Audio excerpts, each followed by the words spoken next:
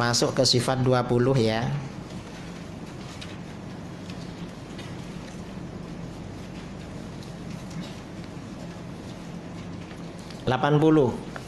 Muka surat 80. Yang lain itu dibaca-baca. Jadi kita kan sudah tahu keutamaan umat Rasulullah Sallallahu Alaihi Wasallam, bahwa umat Rasulullah itu umat pilihan, dijanjikan masuk surga. Bagian kedua, ketuhanan ilahiyat, akidah 50.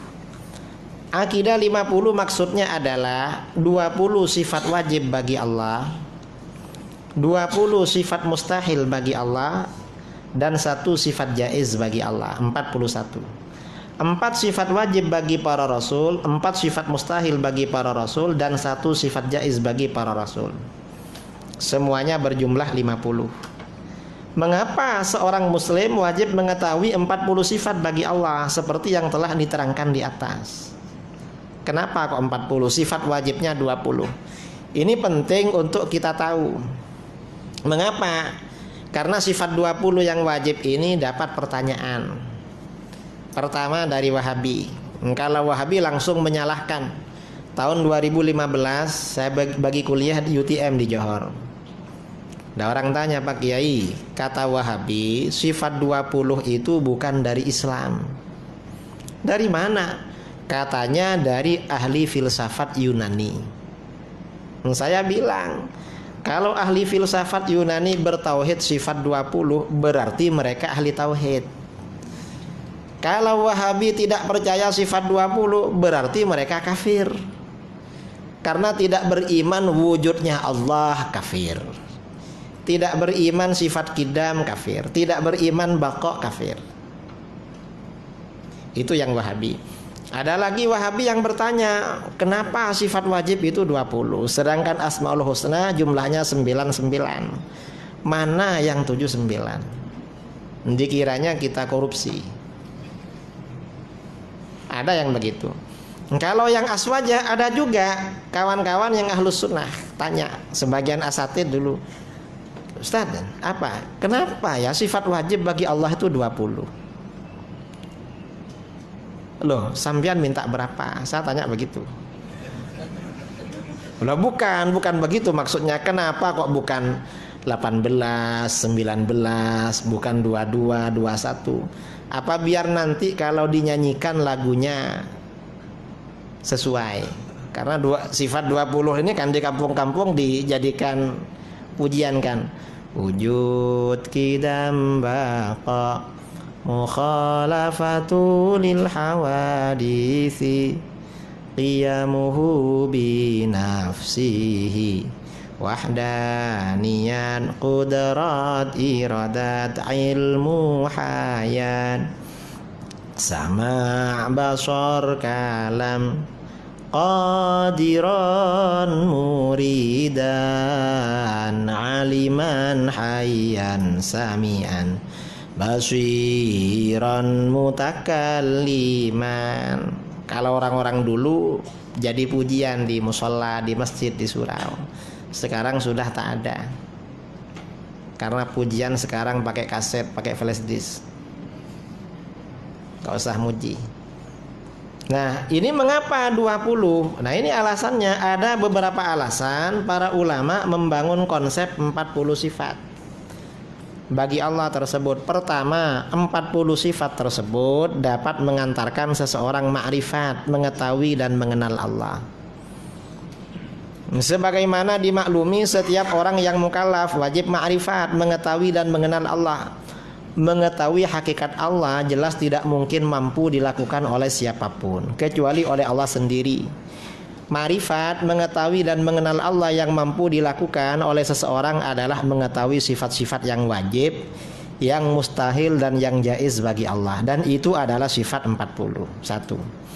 Kesimpulannya, 41 sifat tersebut dapat mengantarkan seseorang untuk ma'rifat kepada Allah. Kita ini wajib kenal pada Allah. Kenal langsung, wong di dunia kita gak bisa melihat Allah. Kalau kita kenal dengan orang, misalnya kenal Ustadz Muhadir, atau Ustadz Husni, atau Ustadz Engku Fazil ini tahu orangnya suka pakaian macam ini, duduknya di mana, itu kenal sama orang.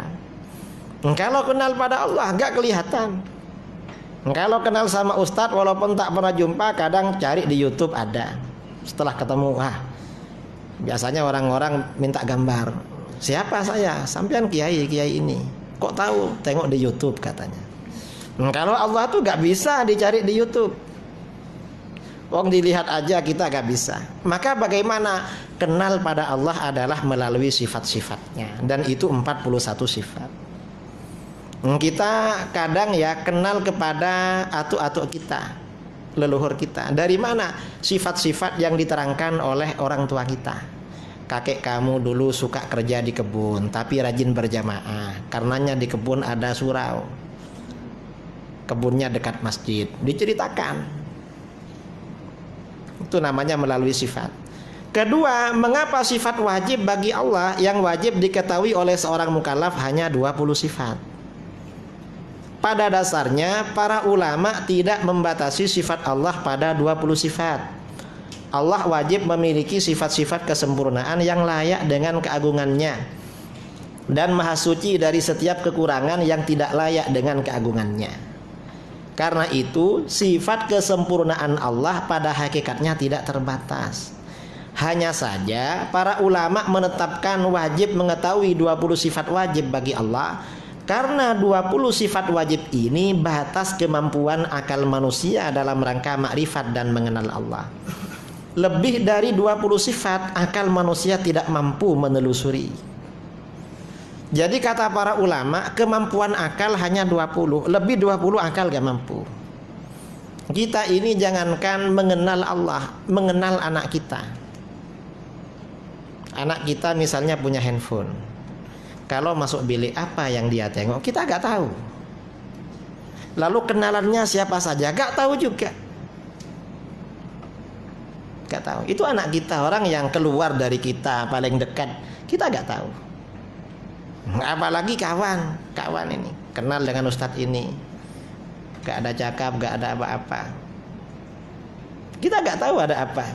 Saya sering kalau bagi kuliah di Indonesia, di muslimat, saya contohkan, ibu-ibu kenal saya, kenal Pak Yai, saya ini dah kawin apa belum? Sudah. Betul? Iya. Berapa istri saya? Gak ada yang jawab itu. Mengapa? Mungkin mau bilang satu, takut tahu-tahu sudah dua. Mungkin mau bilang dua, jangan-jangan tiga.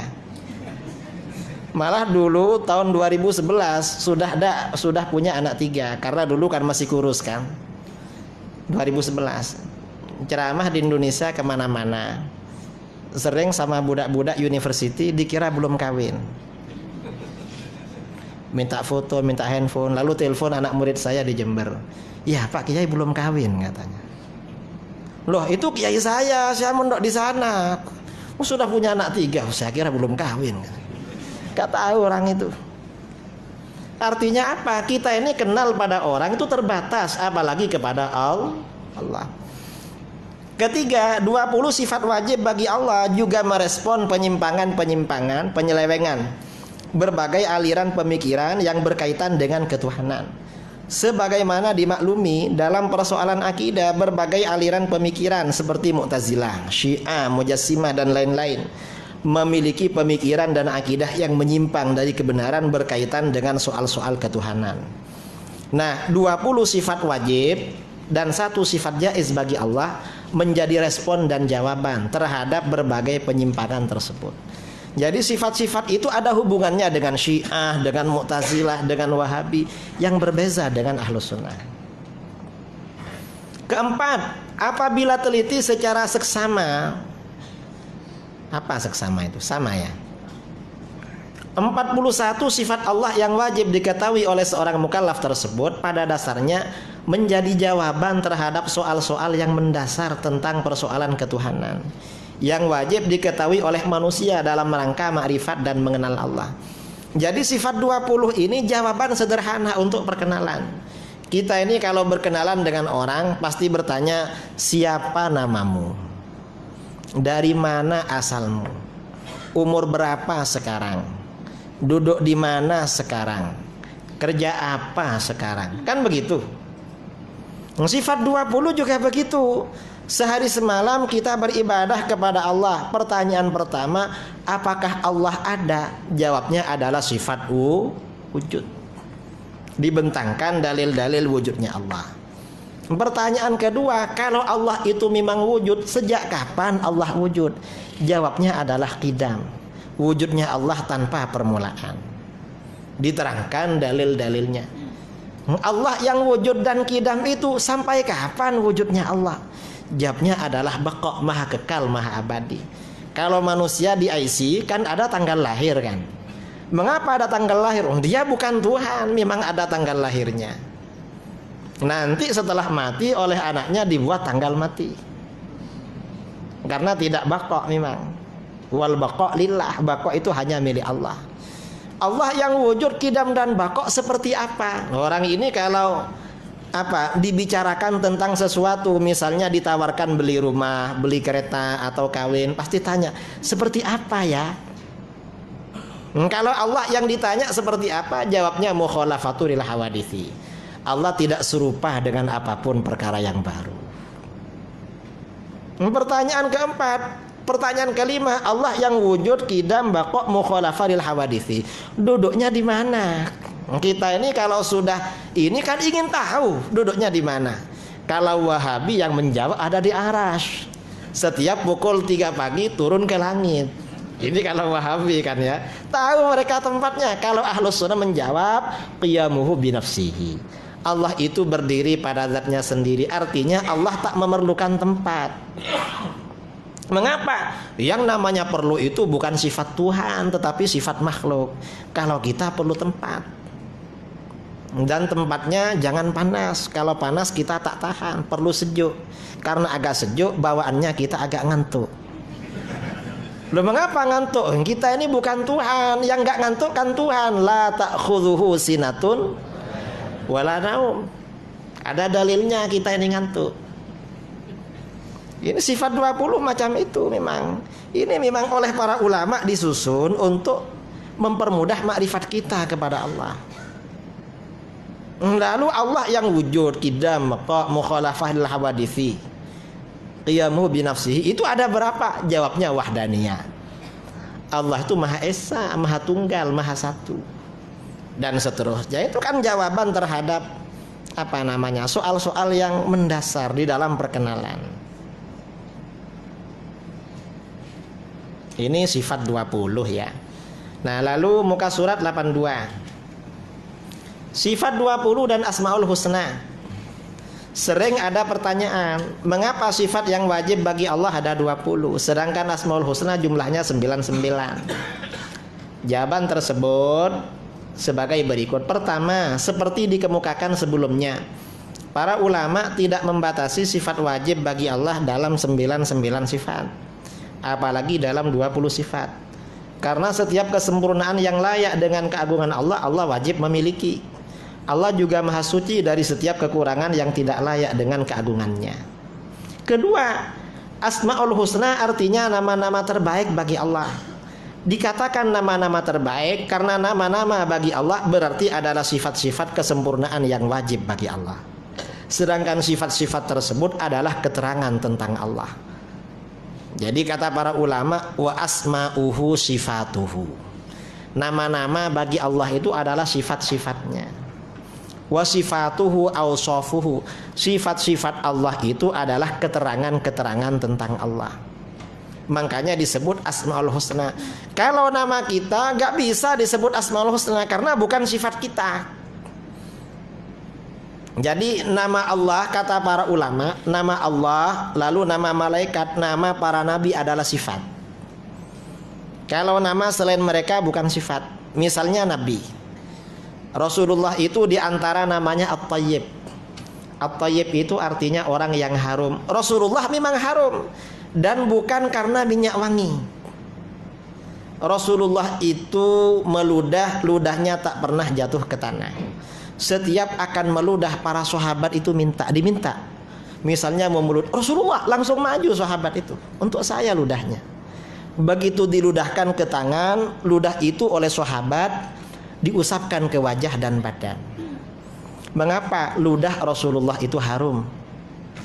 Rasulullah mau berkahak, kahaknya gak pernah jatuh ke tanah. Setiap akan berkahak, para sahabat minta, Rasulullah untuk saya. Begitu diludahkan, diusapkan ke wajah. Diusapkan ke wajah dan badan. Kahak Rasulullah itu harum. Rasulullah berkeringat diambil oleh sahabat, lebih harum daripada parfum apapun. Itu Rasulullah. Makanya Rasulullah disebut at-thayyib, orang yang harum. Orang itu kalau bersalaman dengan Rasulullah seharian tangannya harum. Ada sahabat namanya Utbah bin Farqad. Istrinya cerita, istrinya ada 4. Kata istrinya, kita ini kalau waktunya tidur bersama Utbah pakai minyak wangi yang full penuh. Mengapa? Takut kalah harum dengan dia. Utbah ini gak pernah pakai minyak wangi, tapi harum. Lebih harum daripada yang pakai minyak wangi. Ditanya, mengapa Utbah ini harum? Sayyidina Utbah menjawab, asabani syara ala ahdin Nabi sallallahu alaihi wasallam. Saya ini terkena biduran. Kata orang Jawa biduran. Biduran itu sakit gatal-gatal alergi. Langsung gatal seluruh badan. Obatnya biasanya minum air kelapa langsung hilang. Itu biduran namanya. Fasyakautu dzalika ilan Nabi sallallahu alaihi wasallam. Lalu aku mengadu kepada Nabi, Rasulullah, gimana ini satu badan gatal. Fa amaroni an atajarrad. Rasulullah menyuruh aku buka baju. Fajalastu baina yadai. Lalu aku duduk di hadapan baginda. Wa naza'tu thiyabi illa ma yuwari sawati. Lalu aku buka baju-bajuku kecuali yang menutupi aurat. Lalu Rasulullah meludahi tangannya. Tangannya diludahi. Setelah tangan baginda diludahi, tangan itu diusapkan pada punggung dan perutku. Maka sejak itu gatal-gatal itu tidak hanya sembuh, kulitku menjadi harum. Itu diludahi Rasulullah boleh harum. Makanya Rasulullah disebut thayyib. Kita punya kawan namanya thayyib. Harum apa enggak? Enggak harum. Jangan coba-coba minta ludahnya. Itu nama ya. Nah, nama Allah, apalagi nama Allah. Makanya nama Allah itu disebut Asmaul Husna, karena memang sifat. Kalau kita ini bukan sifat kita. Ada perempuan namanya Thayyibah, artinya wanita yang harum, orangnya tak harum. Yakin dah. Tidak la raiba fihi, tidak ada keraguan, itu pasti tak harum. Nah, ini namanya Asmaul Husna ya. Biar boleh paham lah kenapa disebut Asmaul Husna, karena sifat bagi Allah. Ketiga, nama-nama dan sifat-sifat Allah sebenarnya tidak terbatas pada 99, apalagi 20 sifat. Berdasarkan hadis ini, nanti hadisnya dibaca sendirilah. Kemudian muka surat 84. Keempat, sifat-sifat Allah yang terdapat dalam Asmaul Husna terbagi menjadi 2 bagian. Satu, sifatul zat. Sifat-sifat yang ada pada zat Allah sejak azal tanpa permulaan dan selamanya. Sifat-sifat ini ada yang akli ditetapkan berdasarkan dalil-dalil rasional dan sesuai dengan dalil sam'i, dan ada yang sam'i ditetapkan berdasarkan informasi dari Al-Quran dan hadis. Jadi Asmaul Husna itu ada yang membicarakan sifat zat Allah. Nah, sifat zat ini kata para ulama disebut dengan syaratul uluhiyah, syarat ketuhanan. Ketika sifat ini wajib bagi Allah, maka kebalikannya mustahil bagi Allah, karena sifat ketuhanan. Nah, sifat 20 itu syaratul uluhiyah. Makanya ketika Allah wajib punya sifat qidam, kebalikannya mustahil bagi Allah, yaitu hudus. Allah wajib bersifat baqa, kebalikannya fana, mustahil. Itu disebut syarat ketuhanan. Mengapa? Syarat Tuhan itu wajib wujud, kalau tak wujud bukan Tuhan. Wajib kidam, kalau tak kidam bukan Tuhan. Karena ada orang Pahang ngaku Tuhan ya. Siapa namanya? Yang sebelum mati naik kursi roda itu. Dia ini Tuhan itu wajib kidam. Dia itu ada tanggal lahirnya kok ngaku Tuhan. Tuhan itu wajib bako, kalau tak bako bukan Tuhan. Dah mati kan? Lah mati kok ngaku Tuhan itu. Tuhan itu wajib bako. Itu namanya sifatul zat. Yang kedua sifatul fi'li. Sifat-sifat bagi perbuatan Allah, yaitu nama-nama yang diambil dari perbuatan-perbuatan Allah yang terdapat dalam dalil sam'i, dimiliki oleh Allah selamanya dan tidak pada azal, tanpa permulaan. Ini menurut mazhab Asy'ari. Contoh sifatul fi'li seperti al-khaliq, ar-razik, al-mu'ti, al-mani, ya, itu sifatul fi'li. Artinya membicarakan perbuatan Allah. Maha pencipta, al-khaliq. Itu bukan syarat ketuhanan. Artinya apa? Seandainya Allah tidak menciptakan makhluk, Allah masih Tuhan. Karenanya sifatul fi'li ini perlawanannya tidak mustahil bagi Allah. Allah itu al-mu'ti tetapi juga al-mani. Allah maha memberi tetapi juga maha tidak memberi. Dan itu bukan syarat menjadi Tuhan. Artinya seandainya ada orang berdoa, Allah saya nak minta rezeki yang kaya, yang cepat, oleh Allah tak dibagi, ya tetap Tuhan Allah itu. Karena memang bukan syaratnya ketuhanan. Kalau yang sifat 20 itu syarat ketuhanan, kata ulama macam itu. Kemudian yang kelima, kenapa 20 sifat? Menurut Ahlus Sunnah wal Jamaah, 99 sifat dalam Asmaul Husna semuanya kembali pada sifat-sifat Allah dalam 20 sifat tersebut. Jadi semuanya tercover, masuk dalam, include dalam 20 itu. 20 itu kesimpulan para ulama daripada 99 Asmaul Husna. Itu ceritanya hubungan sifat 20 dengan Asmaul Husna. Jadi sifat 20 itu mengantarkan makrifat pada Allah. Kalau tauhidnya Wahabi gak bisa makrifat, membingungkan. Pakai tauhid 3 gak bisa makrifat, itu bingung. Karena mengapa? Kata Wahabi Tuhan duduk di arasy, setiap pukul 3 pagi turun ke langit. Wahabi ditanya, itu pukul 3 ikut waktu daerah mana? Karena pukul 3 kalau waktu negara, tiap negara beda-beda. Kalau waktu tempatan, waktu istiwa, tiap daerah beda-beda. Nanti Wahabi jawab, turun terus sesuai waktu daerah masing-masing. Lalu kalau turun terus naiknya kapan? Wahabi tak boleh jawab. Sebagian Wahabi jawab, Tuhan itu turun ke langit tapi masih ada di arasy. Loh, macam mana turunnya? Katanya turun kok ada di arasy. Ini bingung mereka, gak jelas. Nah, Ahlus Sunnah ini menjelaskan, ya, memberikan penjelasan. Kemudian sifat wajib 20 bagi Allah. Sifat wajib 20 bagi Allah ini yang pertama adalah wujud.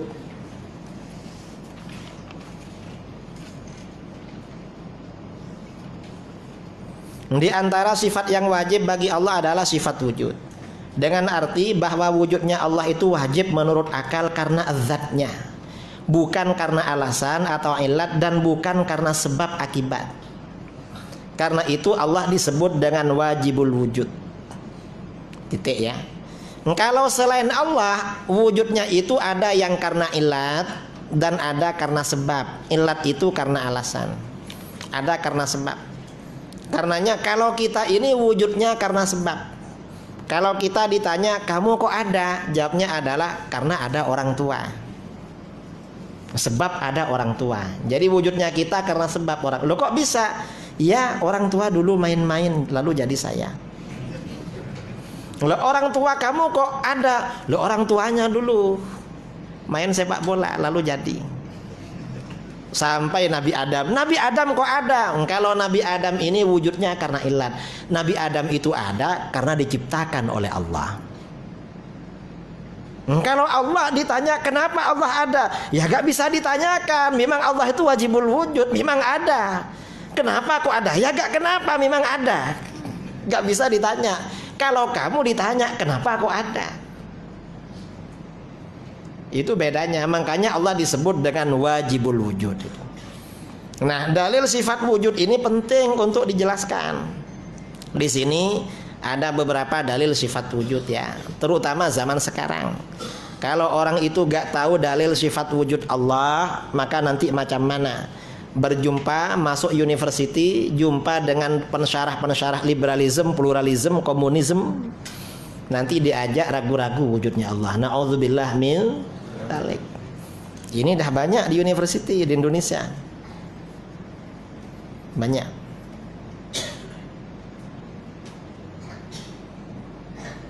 Ini berat ini wujudnya Allah. Nah, biasanya para ulama menjelaskan dalil wujudnya Allah itu melalui teori adanya alam. Apa dalil wujudnya Allah? Yaitu adanya alam. Kok bisa adanya alam? Ya, karena alam ini baru. Apa buktinya baru? Alam ini selalu berubah. Setiap sesuatu yang berubah pasti baru. Setiap sesuatu yang baru pasti asalnya tak ada lalu ada. Setiap sesuatu yang tak ada lalu ada, pasti ada yang menciptakan. Dan yang menciptakan itu wajibul wujud. Yang menciptakan gak boleh seperti dia. Mengapa? Karena makhluk gak bisa menciptakan seperti dirinya. Menciptakan dirinya gak bisa, menciptakan seperti dirinya gak bisa. Maka berarti yang menciptakan harus maha wajibul wujud. Itu akal. Manusia ini menciptakan dirinya gak bisa, menciptakan seperti dia juga gak bisa. Yang bisa cuma di film barat, film apa itu, di cloning tuh ya. Lalu ada apa terus jadi orang besar sehat. Itu cuma di film, dicari di barat gak ada itu. Gak bisa memang. Manusia menjaga keberadaannya ketika dia umur 30 sampai pada usia paling sehat. Jadi stop biar tak kelihatan tambah tua, gak bisa. Pasti tambah tua. Jadi menjaga keberadaannya gak bisa manusia. Berarti ada yang mengatur, dan itu adalah Allah. Dan yang mengatur gak boleh seperti manusia, karena manusia membuat seperti dirinya gak bisa. Berarti yang menciptakan adalah wajibul wujud. Ini akal. Ini penting. Nah, sebagian ulama seperti dijelaskan dalam buku ini, ada yang mendalilkan wujudnya Allah dengan teori inayah. Adanya pertolongan. Di dunia ini ada fenomena namanya pertolongan. Maksudnya apa? Di dunia setiap ada keperluan, Allah menciptakan sesuatu untuk memenuhi keperluan itu. Kita ingin sejuk, Allah ciptakan air, ciptakan es. Ingin panas, Allah punya api, punya matahari. Ini air tawar. Ingin manis, Allah ada gula. Ingin pahit, Allah ada kopi. Cuma kalau terlalu pahit tak nyaman, campur gula. Manusia ini bingung, cari yang pahit campur gula lagi. Ya, karena memang ingin nyaman. Setiap ada penyakit ada obatnya, kecuali kalau sudah masanya. Jadi di dunia ini setiap ada keperluan, ada sesuatu yang memenuhi keperluan itu. Siapa yang menyiapkan itu? Ini dalil wujudnya Allah. Ini diantara dalil-dalil wujudnya Allah ya. Jadi sifat wujud. Lalu kita pindah muka surat 97. Mukhalafatuhu lil hawadithi. Apa saja selain Allah disebut dengan hawadith, yaitu perkara baru. Apa saja selain Allah adalah makhluk yang diciptakan oleh Allah. Sudah barang tentu zat Allah tidak sama dengan zat makhluk apapun. Sifat-sifat Allah juga tidak sama dengan sifat-sifat makhluk apapun. Allah wajib bersifat mukhalafatuhu lil hawadithi, yaitu berbeza dengan semua perkara yang baru, atau berbeza dengan semua makhluk. Dalilnya di dalam Al-Quran Allah berfirman, laisa kamitslihi syai' wa huwas sami'ul basir. Tidak ada sesuatu pun yang serupa dengan Allah, dan dialah yang maha mendengar lagi melihat. Jadi gak ada yang serupa. Mengapa gak ada sesuatu yang serupa dengan Allah? Kalau ada suatu perkara baru serupa dengan Allah, berarti Allah juga baru. Karena setiap sesuatu pasti memiliki hukum yang sama dengan apa yang serupa dengannya. Pasti sama itu. Sedangkan Allah wajib bersifat qidam, wujudnya tanpa permulaan. Karena Allah wajibul wujud, berarti Allah tak serupa dengan perkara baru. Itu wajib Allah. Karenanya kata para ulama ya, para ulama mengatakan muka surat 100 itu, kullu ma khatara bi balik fallahu bi khilafi dzalik. Apa saja yang terlintas dalam pikiran kamu, dalam benak kamu, maka Allah berbeza dengan hal tersebut. Orang memikirkan Allah macam apa, Allah gak sama dengan itu. Mengapa? Karena hasil pikiran manusia pasti dipengaruhi oleh apa yang pernah dia lihat. Walaupun di alam nyata gak ada, pasti dipengaruhi oleh itu. Manusia itu. Dulu contoh ya, manusia menggambarkan sesuatu yang tidak pernah dia lihat. Dan ternyata tidak bisa keluar dari apa yang pernah dilihat. Apa? Dulu bangsa kita di Melayu, entah di Malaysia, di Indonesia. Dulu saya masih kecil ingat, di tembok-tembok rumah itu ada gambarnya makhluk namanya Buraq. Rasulullah ketika Mi'raj, Isra naik Buraq. Di sini dulu ada gambar Buraq. Buraq itu gambarnya kuda putih. Ada sayapnya. Lalu wajahnya wajah perempuan cantik. Di kepalanya ada mahkota. Cari kuda seperti itu, saya ini sudah di Indonesia, sudah Aceh sampai Nusa Timur sudah keliling, tak pernah jumpa. Di Malaysia sampai Sabah Sarawak tak ada. Coba ada saya mau beli. Kalau pergi ceramah enak naik kuda macam ini, biar tak penat. Walaupun cari kuda macam ini tak ada di dunia, tapi bagian-bagiannya ada. Badannya kuda, ya kuda memang macam itu. Lalu sayapnya tinggal pilih, apa sayap ayam, apa sayap burung, apa sayap bebek, terserah. Lalu kepalanya kepala perempuan. Lah ini tinggal suka-suka. Apa wajah, ya wajahnya kan wajah perempuan. Apa wajah Melayu, apa wajah Arab, apa wajah Amoy, atau wajah India, terserah. Kan tinggal pilih itu, tinggal pesan. Lalu di kepalanya ada mahkota, itu tinggal pesan sama pandai besi untuk dibuatkan. Nah ini artinya apa? Manusia itu membayangkan apapun, gak bisa keluar dari apa yang pernah dilihat. Karena itu kata para ulama, Allah gak serupa dengan apapun yang ada di pikiran kamu. Allah berbeda dengan itu. Allah mampu menciptakan seperti yang kamu pikirkan, bahkan lebih hebat daripada yang kamu pikirkan. Itu namanya mukhalafatul hawadits. Ini berbeda dengan Wahabi. Kalau kata Wahabi, Allah itu mukhalafatul hawadits, tapi tak begitu mukhalafatu. Ada mirip-miripnya. Lah gimana miripnya? Di sebagian kitab mereka dikatakan Tuhan itu seperti seorang laki-laki, masih muda, belum berjenggot, tingginya 30 meter, besarnya 3,5 meter. Nah akidah Wahabi ini serupa dengan akidah Yahudi. Kata Yahudi, Tuhan itu seperti laki-laki yang sudah tua, rambut dan jenggotnya putih semua, tingginya 30 meter. Cuma beda usia dengan punya Wahabi. Karenanya ada yang bilang Tuhannya Yahudi, abang Tuhannya Wahabi. Karenanya mereka berkawan, karena memang adik beradik memang. Kalau Ahlus Sunnah gak macam itu, gimana mukhalafatul hawadits? Nanti mereka cakap, loh berarti kamu menyerupakan Allah dengan makhluk. Lah enggak, gak serupa. Loh kok bisa? Karena kakinya lembu dengan kaki orang gak sama.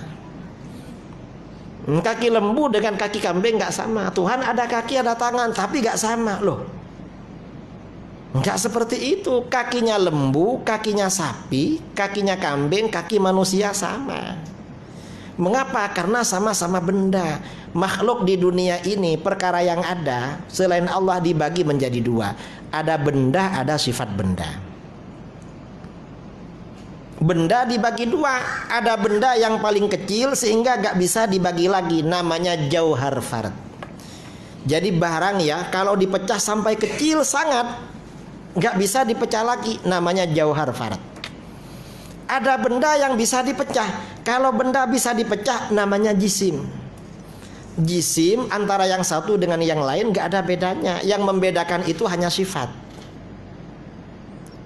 Orang manusia ini ada yang putih, ada yang hitam, badannya sama, yang membedakan sifat. Yang putih, zat putihnya lebih banyak, barangnya sama, jadi gak ada bedanya sebenarnya. Lalu sifat benda seperti apa? Seperti duduk, ngantuk, semangat, berdiri, bergerak, diam, itu sifat benda. Allah itu bukan benda, bukan sifat benda.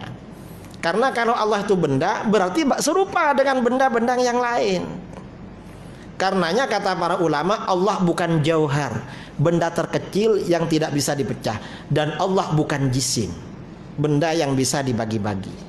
Allah bukan sifat benda. Lalu kalau bukan itu seperti apa? Mukhalafatuhu lil hawaditsi. Allah itu berbeda dengan apapun perkara yang baru. Yang ditanyakan seperti apa ya kamu. Kalau Allah jangan ditanya, karena memang gak sama. Ini namanya akidah Ahlus Sunnah wal Jamaah. Jadi beda dengan Wahabi, beda. Ini yang perlu kita tahu.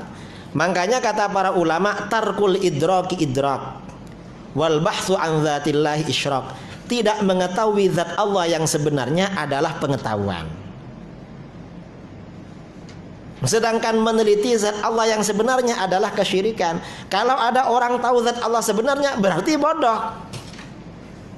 Justru yang nggak tahu itu adalah pengetahuan.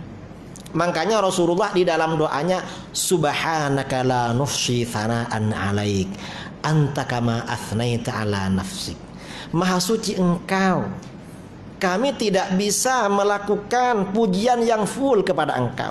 Rasulullah gak mampu menjangkau zat Allah sebagaimana Engkau memuji kepada zat-Mu.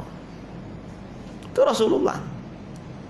Ini sifat yang keempat. Kalau Wahabi ya mukhalafatu, tapi tak begitu mukhalafatu. Mereka tajsim, menjasmanikan Tuhan. Kata ulama salaf, Imam Syafi'i berkata, al-mujassimu kafir. Orang yang menjisimkan Tuhan itu kafir. Walaupun kita tak mengkafirkan Wahabi, tapi akidahnya akidah kafir. Itu bahaya. Lalu nomor 5, qiyamuhu binafsihi. Allah juga wajib bersifat qiyamuhu binafsihi, yaitu berdiri pada zatnya sendiri. Dalam arti tidak perlu pada apapun, tidak perlu pada tempat, dan tidak perlu pada orang yang menentukannya alias menciptakannya. Oleh karena itu mustahil Allah bersifat qiyamuhu bighairi, berdiri pada selainnya. Dalilnya mana? Allah berfirman, ya ayyuhan nasu antumul fuqara'u ilallah wallahu huwal ghaniyyul hamid. Hai manusia, kamulah yang perlu kepada Allah, yang benar-benar perlu kepada Allah. Dan Allah dialah yang maha kaya, tidak memerlukan sesuatu dan maha terpuji. Jadi Allah itu gak perlu kepada apapun, kita yang perlu pada Allah. Makanya Allah tidak perlu pada tempat. Yang namanya perlu bukan sifatnya Tuhan, tetapi sifatnya makhluk. Dalam ayat di atas tegaskan bahwa Allah maha kaya, dalam arti tidak perlu pada apapun. Oleh karena itu Allah tidak memerlukan tempat dan tidak memerlukan orang yang menentukan atau menciptakannya. Nah, apa yang dimaksud tidak perlu pada tempat dan orang yang menentukan? Para ulama membagi makhluk di jagat raya ini pada dua macam, yaitu benda, zat atau ain, dan sifat benda atau arad. Kalau kita berkata buku ini berwarna hijau dan panjang, maka buku adalah bendanya, sedangkan hijau dan panjang adalah sifatnya. Kita tidak pernah bisa menggambarkan suatu benda kecuali memiliki banyak sifat benda. Setiap benda itu seperti ada warna, panjang, kedalaman, bentuk, tempat, waktu, dan lainnya. Kita juga tidak dapat menggambarkan sifat benda kecuali menetap pada benda sebagai tempatnya. Kita tidak bisa menggambarkan warna hijau kecuali apabila melekat pada benda yang berwarna hijau. Kita tidak bisa menggambarkan sifat panjang kecuali pada benda yang panjang. Demikian pula semua sifat-sifat benda seperti bergerak, diam, dekat, jauh, panjang, pendek, warna, dan lain sebagainya. Benda dan sifat benda perlu pada yang mewujudkannya. Kebendaan dan sifat-sifat benda tersebut semuanya mustahil terjadi pada Allah Subhanahu wa ta'ala. Allah tidak perlu pada sesuatu sebagai tempatnya, seperti sifat benda yang memerlukan benda. Warna putih ini kalau tak melekat pada benda gak bisa. Allah gak seperti itu, gak perlu, memang gak perlu pada tempat. Itu namanya qiyamuhu binafsi. Allah juga tidak perlu pada orang yang menciptakannya, sebagaimana benda dan sifat benda yang perlu pada penciptanya. Mengapa demikian? Karena Allah bersifat qidam, tidak ada permulaannya. Sedangkan benda dan sifat benda bersifat baru. Allah tidak perlu pada benda dan sifat benda sebelum keberadaannya dan setelah keberadaannya. Sifat benda tidak bisa diberi sifat qudrat, sama, basar dan iradat. Sedangkan Allah maha kuasa, maha mendengar, maha melihat, maha berkehendak, maha mengetahui dan maha berfirman. Penjelasan di atas mengantarkan pada kesimpulan tentang kesesatan mereka yang menyifati Allah subhanahu wa ta'ala dengan sifat-sifat makhluknya dan menggambarkannya menempati sebagian makhluk seperti matahari, bulan, manusia dan lain-lain. Karena itu Islam adalah agama tanzih, menyucikan Allah dari menyerupai makhluknya secara mutlak. Demikian ini sebagaimana digambarkan dalam firman-Nya, Subhana rabbika rabbil izzati amma yasifun. Maha suci Tuhanmu yang mempunyai keperkasaan dari apa yang mereka katakan. Ayat di atas menegaskan bahwa Allah maha suci dari sifat-sifat yang mereka katakan, yang menjadikannya serupa dengan makhluk. Maha suci dari asumsi orang-orang yang berasumsi tentang sifat-sifatnya. Nah, pada dasarnya sifat-sifat di atas yaitu wujud, qidam, baqa, mukhalafah lil hawaditsi dan qiyamu binafsihi ada kedekatan pengertian dan masing-masing dapat memberikan pengertian pada yang lainnya. Karena itu misalnya Allah maha suci dari tempat. Itu bisa menggunakan sifat wujud, bisa qiyamuhu binafsihi, bisa menggunakan mukhalafatul hawaditsi, bisa qidam, karena memang mirip-mirip ini. Kalau di akal-akal larinya satu memang, karena wajibul wujud, karena Allah Maha Esa. Akan tetapi para ulama menjelaskan semuanya lebih detail ya, lebih terperinci, karena persoalan ini sangat penting, khawatir keliru. Ini akidah kita. Kalau Wahabi beda, ditanya alamat Tuhan, kata mereka Tuhan duduk di mana? Jelas di arasy. Setiap pukul 3 pagi turun ke langit pertama di dunia.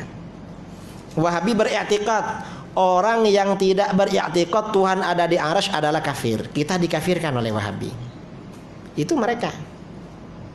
Kalau kita nggak mengkafirkan Wahabi, karena mereka beriktikad ada di arasy. Kita hanya berpendapat Wahabi dalam i'tiqad itu termasuk golongan yang sesat dan menyesatkan. Kita macam itu.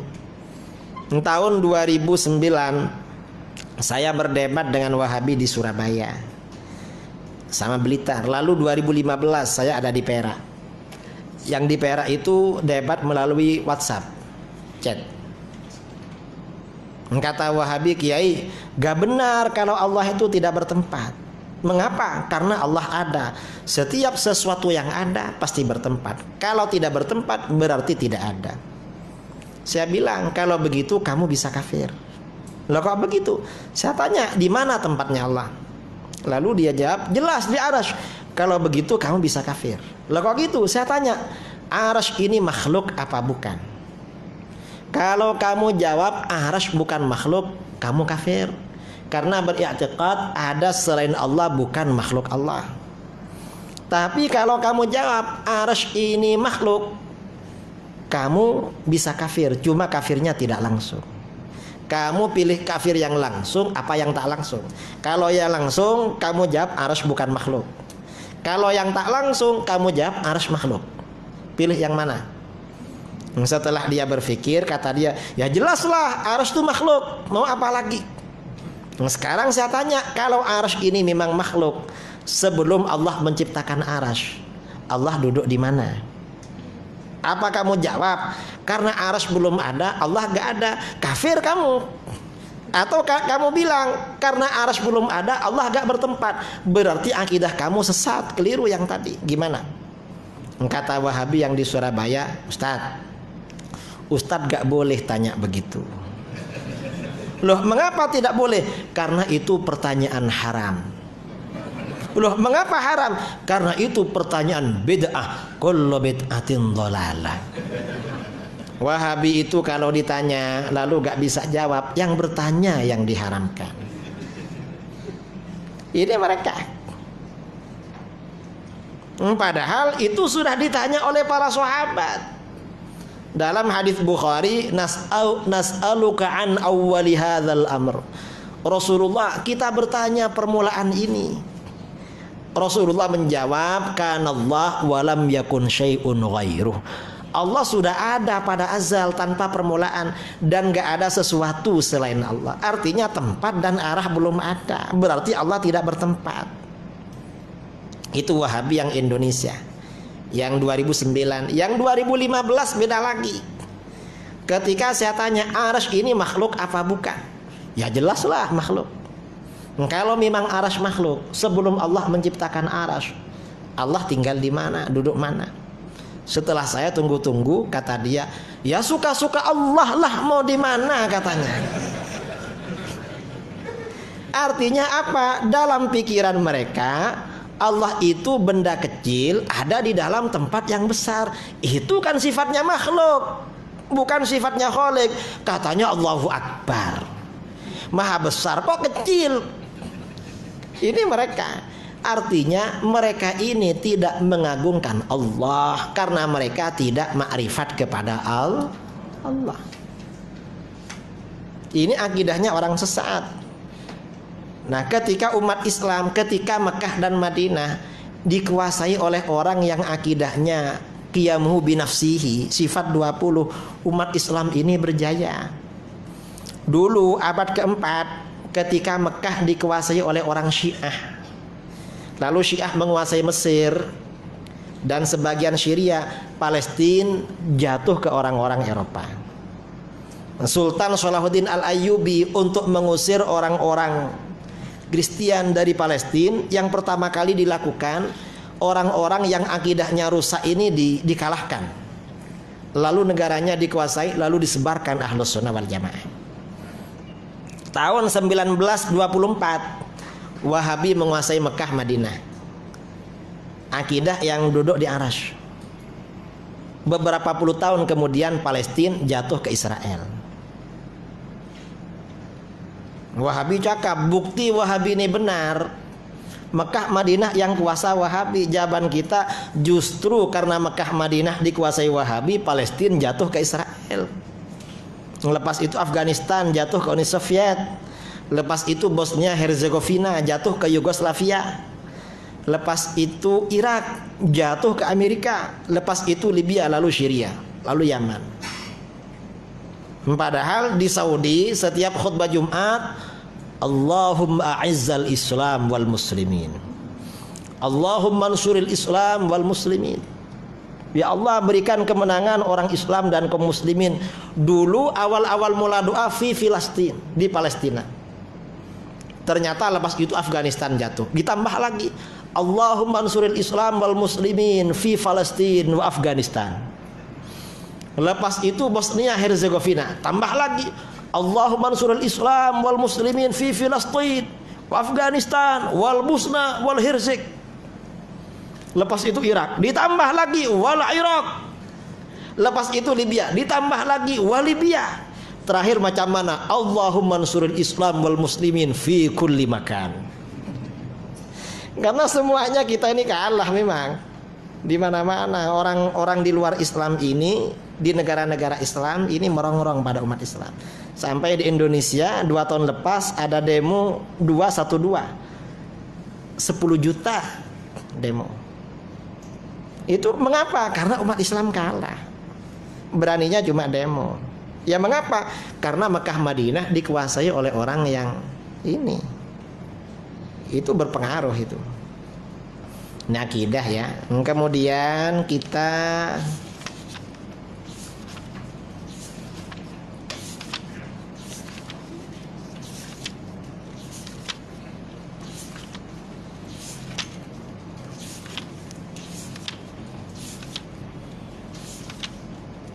muka surat 134. Allah Maha Suci dari arah dan tempat.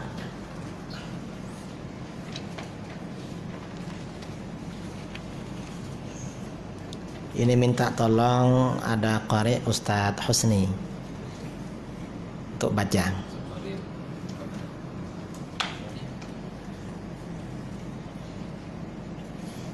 Atau Ustadz Muhadir 134. Ada mic.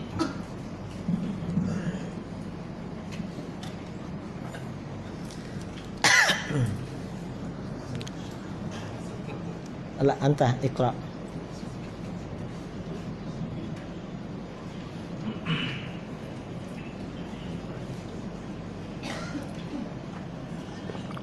بسم الله الرحمن الرحيم. قال شيخنا ونفعنا به وبعلومه في الدارين آمين. إلى أن قال Allah Maha Suci dari arah dan tempat. Dalam uraian di atas telah dijelaskan bahawa Allah wajib memiliki sifat mukhalafatuhu lil hawadith. Allah berbeza dengan apapun perkara yang baru. Sifat ini termasuk sifat salbiyah, iaitu sifat yang menafikan apa sahaja yang tidak layak bagi Allah, antara lain ada dalam arah dan tempat. Allah Maha Suci dari arah dan tempat. Lebih jelasnya, apakah dalil-dalil bahawa Allah ada tanpa arah dan tempat? Terdapat sekalian banyak dalil, baik dari Al-Quran, hadis dan dalil-dalil aqli, rasional, yang menunjukkan bahawa Allah ada tanpa arah dan tanpa tempat. Dalil yang pertama, Allah Subhanahu wa ta'ala berfirman, "Laisa kamitslihi syai'." Tidak ada sesuatu pun yang serupa dengan Dia. Ayat ini adalah ayat yang paling tegas dalam menjelaskan kesucian Allah secara mutlak dari menyerupai apapun.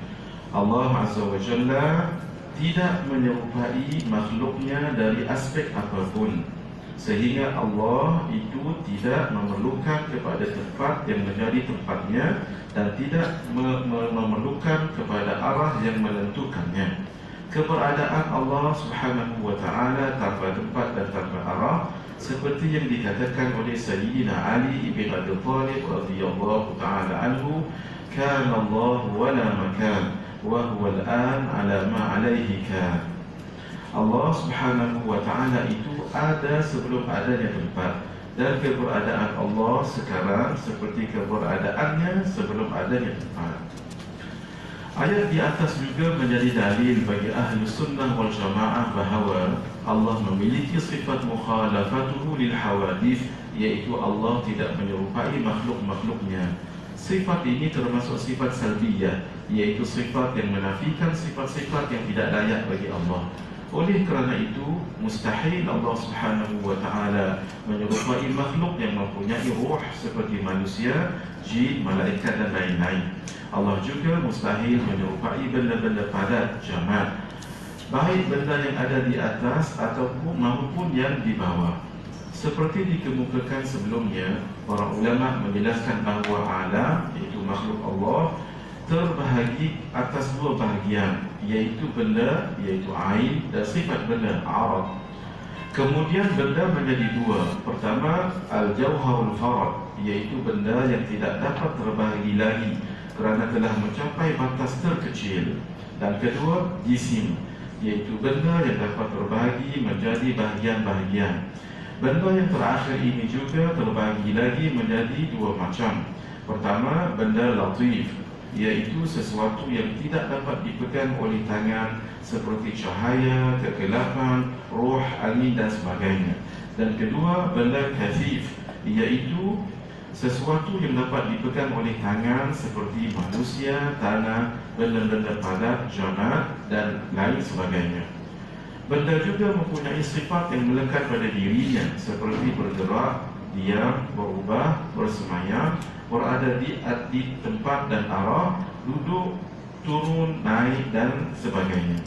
Ayat di atas menegaskan kepada kita bahawa Allah tidak menyerupai makhluknya, sehingga sudah barang tentu Allah itu bukan al-jawharul farad bukan benda latif dan bukan pula benda kathif. Dan tentu sahaja Allah tidak boleh disifati dengan sifat-sifat benda. Ayat tersebut di atas cukup sebagai dalil bahawa Allah ada tanpa tempat dan tanpa arah. Kerana seandainya Allah mempunyai tempat dan arah, tentu akan banyak yang serupa dengannya. Kerana dengan demikian Allah mempunyai dimensi, umpamanya panjang, lebar dan kedalaman. Sedangkan sesuatu yang mempunyai dimensi, maka ia adalah makhluk yang memerlukan kepada yang menjadikannya dalam dimensi tersebut. Dalil kedua, hadis sahabat Imran bin Husain. An Imran bin Husain radhiyallahu ta'ala anhuma قال رسول الله صلى الله عليه وآله وسلم كان الله ولم يكن شيء غيره. Imran bin Husain radhiyallahu ta'ala anhuma berkata, Rasulullah sallallahu alaihi wasallam bersabda, Allah ada pada azal, keberadaan tanpa permulaan, dan belum ada sesuatu pun selainnya. Hadis di atas memberikan penjelasan bahawa Allah itu ada pada azal, iaitu ketika keberadaan tanpa permulaan, ketika tidak ada sesuatu apapun bersamanya. Pada azal belum ada angin, cahaya, kegelapan, arash, langit, manusia, jin, malaikat, waktu, tempat dan arah. Dengan demikian berarti Allah itu ada sebelum terciptanya tempat dan arah. Allah juga tidak berubah dari wujud yang semula, yakni tetap ada tanpa tempat dan arah, kerana berubah adalah ciri dari sesuatu yang baru, iaitu makhluk. Sekarang, apabila akal dapat menerima bahawa Allah ada sebelum terciptanya arah dan tempat, maka tentu sahaja akal dapat menerima wujudnya Allah tanpa tempat dan arah setelah terciptanya tempat dan arah. Dan hal ini bukan termasuk penafian atas wujudnya Allah.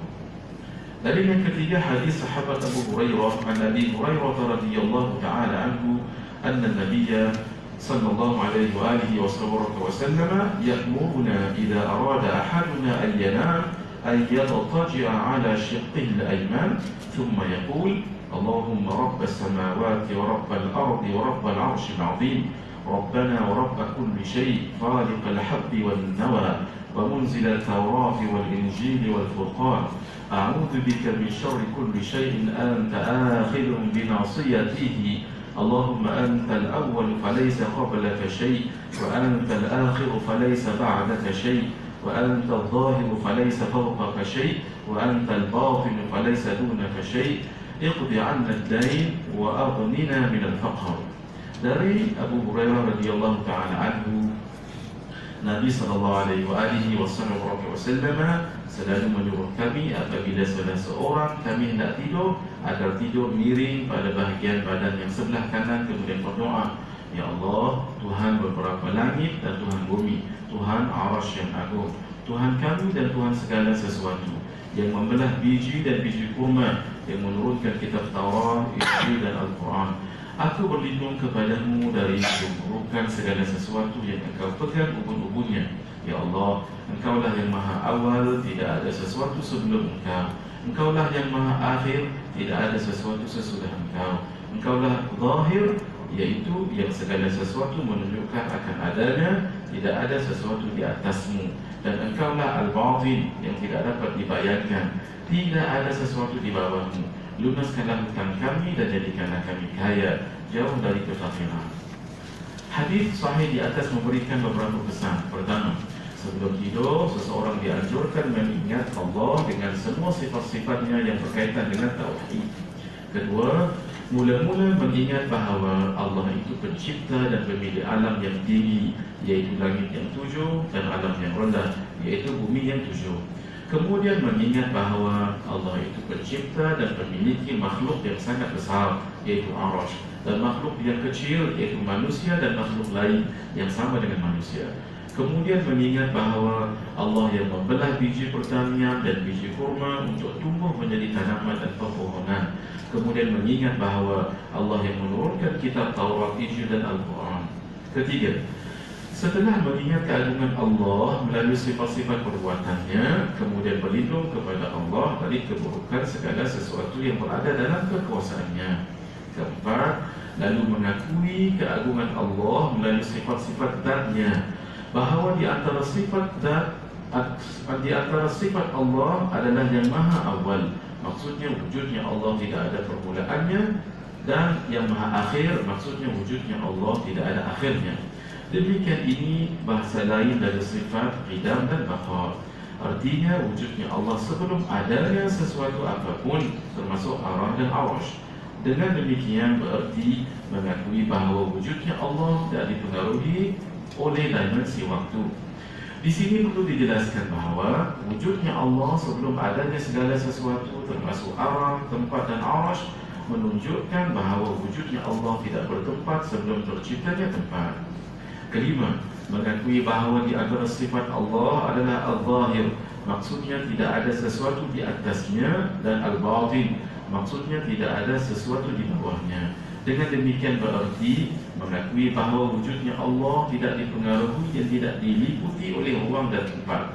Dalam konteks ini, Al-Imam Al-Bayhaqi mengatakan, wastadalla ba'du ashabina fi nafyi al-makan ya'nu biqawli Nabi sallallahu alaihi wasallam, anta al-zahiru falaysa fawqaka shay' wa anta al-batinu falaysa dunaka shay', wa idza lam yakun fawqahu shay'un wa la dunahu shay'un lam yakun fi makanih. Sebahagian sahabat kami dalam menafikan tempat bagi Allah mengambil dalil dengan sabda Nabi SAW, engkaulah yang al-zahir, tidak ada sesuatu di atasmu, engkaulah al-batin, tidak ada sesuatu di bawahmu. Jika tidak ada sesuatu di atasnya dan tidak ada sesuatu di bawahnya, sudah barang tentu dia tidak bertempat. Dalam doa di atas, setelah mengakui bahawa wujudnya Allah tidak tergantung pada dimensi waktu, dilanjutkan dengan pengakuan bahawa wujudnya Allah tidak tergantung pada dimensi ruang, sehingga dapat disimpulkan bahawa wujudnya Allah maha suci dari dimensi ruang dan waktu. Kerana ruang dan waktu adalah makhluk yang diciptakannya. Sebelum terciptanya ruang dan waktu, Allah ada tanpa tempat dan arah. Setelah terciptanya ruang dan waktu, Allah juga tanpa tempat dan arah. Sekarang, apabila wujudnya Allah maha suci dari dimensi ruang dan waktu, mengapa Allah menciptakan arash? Sayyidina Ali bin Abi Thalib radhiyallahu ta'ala anhu berkata, Inna Allah khalaqal arsha izharan li qudratihi wa lam yattakhidhu makanan li dhatihi. Sesungguhnya Allah menciptakan arash, iaitu makhluk Allah yang paling besar, untuk menampakkan kekuasaannya, bukan untuk menjadikannya tempat bagi zatnya. Keyakinan bahawa wujudnya Allah tanpa tempat dan arah adalah kesepakatan ahli sunnah wal jamaah sejak generasi salaf yang saleh. Hari ini sebagaimana ditegaskan oleh seorang ulama salaf, yaitu Al-Imam Abu Ja'far At-Tahawi dalam Al-Aqidah At-Tahawiyah Ta'ala, yani Allah, anil hududi wal ghayati wal arkani wal adawat la tahwihi al-jihatus sitt kasairil mubtada'at. Maha suci Allah dari batas-batas, yaitu bentuk kecil maupun besar, sehingga Allah tidak mempunyai ukuran sama sekali. Batas akhir, sisi-sisi anggota badan yang besar seperti tangan, wajah dan anggota badan lainnya, maupun anggota badan yang kecil seperti mulut, lidah, anak lidah, hidung, telinga dan lainnya. Ia tidak diliputi oleh satu mana maupun 6 arah penjuru, sama ada atas, bawah, kanan, kiri, depan dan belakang. Tidak seperti makhluknya yang diliputi 6 arah penjuru tersebut. Pernyataan Al-Imam At-Tahawi tersebut merupakan ijma', yakni konsensus para sahabat dan ulama salaf yang saleh. Kerana Al-Imam At-Tahawi menulis kitabnya Al-Aqidah At-Tahawiyah sebagai rangkuman dari akidah-akidah yang menjadi keyakinan seluruh sahabat dan ulama salaf yang saleh. Okay. Jadi ini berbicara tentang salah satu bagian dari akidah Ahlus Sunnah wal Jamaah, bahwa Allah maha suci dari arah dan tempat. Tadi disebutkan mukhalafatuhu lil hawadithi dan qiyamuhu binafsihi. Kemudian di sini kita bentangkan melalui bagian penjelasan khusus agar lebih jelas. Dan ini hanya menyampaikan beberapa dalil. Satu dalil Al-Quran, lalu kedua dalil hadis, 3 dalil hadis. Jadi ini hanya 3 dalil. Sebenarnya para ulama membentangkan dalil wujudnya Allah tanpa tempat dan arah bukan hanya 3 dalil. Kalau semuanya dirangkum mungkin boleh jadi satu buku macam ini. Ini mengapa dibentangkan seperti ini? Karena orang Wahabi beranggapan i'tiqad bahwa Allah tidak bertempat itu akal-akalan. Hanya akal, gak ada dalil nasnya. Loh, memang memahami nas tuh perlu pakai akal, gak bisa kalau gak pakai akal. Dan alhamdulillah dalil-dalil macam ini Wahabi tidak mampu membantah, tak mampu jawab. Sebagian kitab Ahlus Sunnah tentang kitab ini ditahqiq. Ada kitab Al-Asma' was Sifat karangan Imam Baihaqi, menyebutkan Allah Maha Suci tempat dan arah. Lalu Wahabi menulis ini tak betul. Tapi ketika Imam Baihaqi menyampaikan alasan dalil ini hadisnya, mereka gak boleh jawab, gak bisa. Karena akidah Ahlus Sunnah ini memang kuat dalilnya dan sangat masuk akal. Ini bagian yang ini. Kemudian istamir. Nas muhkamat dan mutasyabihat. Di antara sifat wajib bagi Allah adalah mukhalafatuhu lil hawadith. Artinya Allah berbeza dengan semua perkara yang baru. Kerana apabila Allah sama dengan perkara yang baru, berarti Allah juga baru. Kerana dalam tinjauan akal, setiap sesuatu pasti memiliki hukum yang sama dengan apa yang serupa atau sama dengannya. Sedangkan Allah wajib bersifat qidam, tidak berpermulaan. Berarti Allah wajib berbeza dengan apa sahaja yang baru. Sifat ini telah diuraikan pada bahagian sebelumnya. Sedangkan dalil bahawa Allah wajib berbeza dengan semua perkara yang baru antara lain adalah firman Allah Ta'ala dalam Al-Quran, Laisa kamithlihi syai' wa huwa as-sami'ul basir.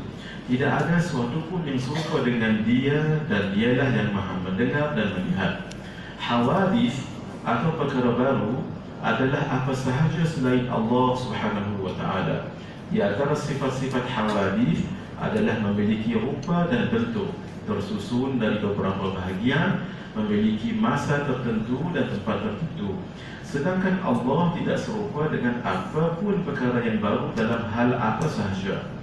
Tetapi kita menjumpai pula beberapa ayat Al-Quran dan hadis-hadis Nabi SAW yang apabila kita memahaminya secara literal akan melahirkan kesan bahawa Allah Subhanahu wa Ta'ala memiliki kekurangan atau menyerupai makhluknya.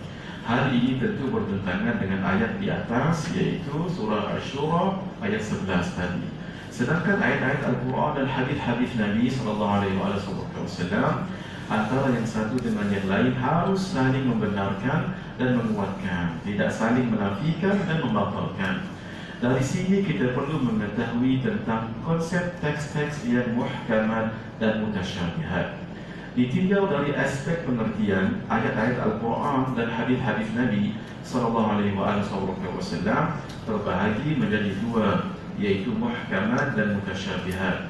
Allah Subhanahu wa Ta'ala berfirman, هو الذي أنزل عليك الكتاب منه آيات محكمات هن أم الكتاب وأخرى متشابهات فأما الذين في قلوبهم زيغ فيتبعون ما تشابه منه ابتغاء الفتنة وابتغاء تأويله وما يعلم تأويله إلا الله والراسخون في العلم يقولون آمنا به كل من عند ربنا وما يذكر إلا أولو الألباب.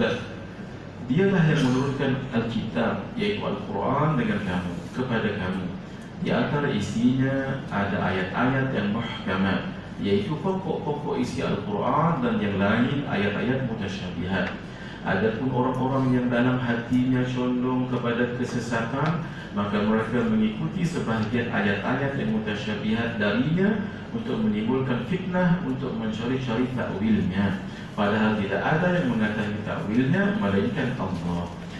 Dan orang-orang yang mendalam ilmunya berkata, Kami beriman kepada ayat-ayat yang mutasyabihat. Semuanya itu dari sisi Tuhan kami, dan tidak dapat mengambil pelajaran daripadanya melainkan orang-orang yang berakal. Ayat di atas memberikan beberapa pesan. Pertama, ayat di atas menegaskan bahawa di antara isi Al-Quran ada ayat yang muhkamat dan ayat yang mutasyabihat. Kedua, ayat muhkamat ialah ayat-ayat yang terang dan tegas maksudnya, serta dapat dipahami dengan mudah. Ayat muhkamat ini adalah yang menjadi induk ayat-ayat Al-Quran, dalam arti yang menjadi rujukan dalam memahami ayat-ayat mutasyabihat. Kedua, ayat mutasyabihat ialah ayat yang tidak jelas maksudnya atau memiliki beberapa kemungkinan maksud dan memerlukan pemikiran yang matang untuk mengarahkan pada satu maksud yang sesuai. Dalam memahami ayat-ayat mutasyabihat ini harus kembali kepada ayat-ayat muhkamat sebagai induk Al-Quran. Ketiga, ayat di atas menjelaskan bahawa kaum yang menyimpang dari kebenaran selalu menggunakan dalil-dalil mutasyabihat dan meninggalkan yang muhkamat kerana bertujuan menimbulkan fitnah. Kita perhatikan orang-orang di luar Ahlus Sunnah wal Jamaah seperti Mu'tazilah, Syiah, Wahabi, Kebatinan dan lain-lain selalu menggunakan dalil-dalil mutasyabihat dalam rangka membenarkan ajaran mereka dan mengabaikan dalil-dalil yang muhkamat sebagai rujukan dalam pemahaman. Keempat, ayat di atas juga menjelaskan bahawa penafsiran ayat-ayat mutasyabihat hanya diketahui oleh Allah dan orang-orang yang mendalam ilmunya, seperti para ulama salaf yang saleh dan generasi penerus mereka dari kalangan ahli tafsir dan lain-lain. Selanjutnya berkaitan dengan sifat-sifat Allah, di manakah ayat-ayat yang dianggap muhkamat. Ayat-ayat yang muhkamat adalah ayat-ayat yang menunjukkan pada keagungan Allah secara mutlak, kesucian Allah dari menyerupai makhluknya, dan kesucian Allah dari bertempat. Ayat-ayat tersebut adalah sebagai berikut: Laisa kamitslihi syai' wa huwas sami'ul basir. Hal ta'lamu lahu samiyya. Surah Maryam. Wa kullu syai'in 'indahu bimiqdar. Surah Ar-Ra'd. Wa lam yakul lahu kufuwan ahad. Surah Al-Ikhlas. Tidak ada sesuatu pun yang serupa dengan dia, dan dialah yang maha mendengar dan melihat. Surah Syura ayat 11. Apakah kamu mengetahui ada seorang yang sama dengan dia yang patut disembah? Surah Maryam. Dan segala sesuatu yang ada di sisinya ada ukurannya. Surah Ar-Ra'd. Dan tidak ada seorang pun yang setara dengannya. Surah Al-Ikhlas. Ayat-ayat di atas adalah di antara ayat-ayat yang muhkamat. Mengapa ayat-ayat tersebut dianggap muhkamat? Ada dua hal yang menyebabkan ayat-ayat tersebut dianggap muhkamat. Pertama, kerana dari segi maknanya, ayat-ayat tersebut sangat tegas dan gamblang dalam dan jelas. Tegas dan jelas dalam menunjukkan kesucian Allah dari menyerupai makhluknya dalam hal apapun, dan kesuciannya dari memerlukan tempat. Pengertian demikian ini sesuai dengan keagungan dan kesempurnaan Allah.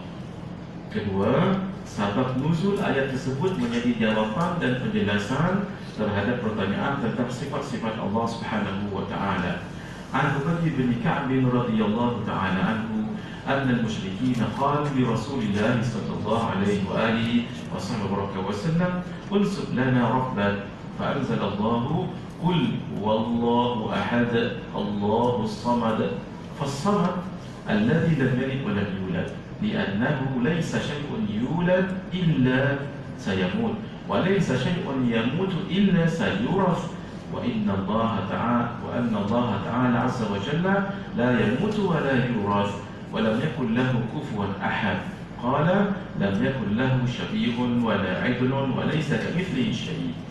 Dari Sayyidina Ubay bin Ka'ab radhiyallahu ta'ala anhu, orang-orang musyrik berkata kepada Rasulullah sallallahu alaihi wasallam, terangkan kepada kami sifat Tuhan. Maka Allah menurunkan ayat, katakanlah, artinya katakanlah, dialah Allah yang Maha Esa. Allah adalah Tuhan yang bergantung kepadanya segala sesuatu. Dia tidak beranak dan tidak boleh diberanakkan.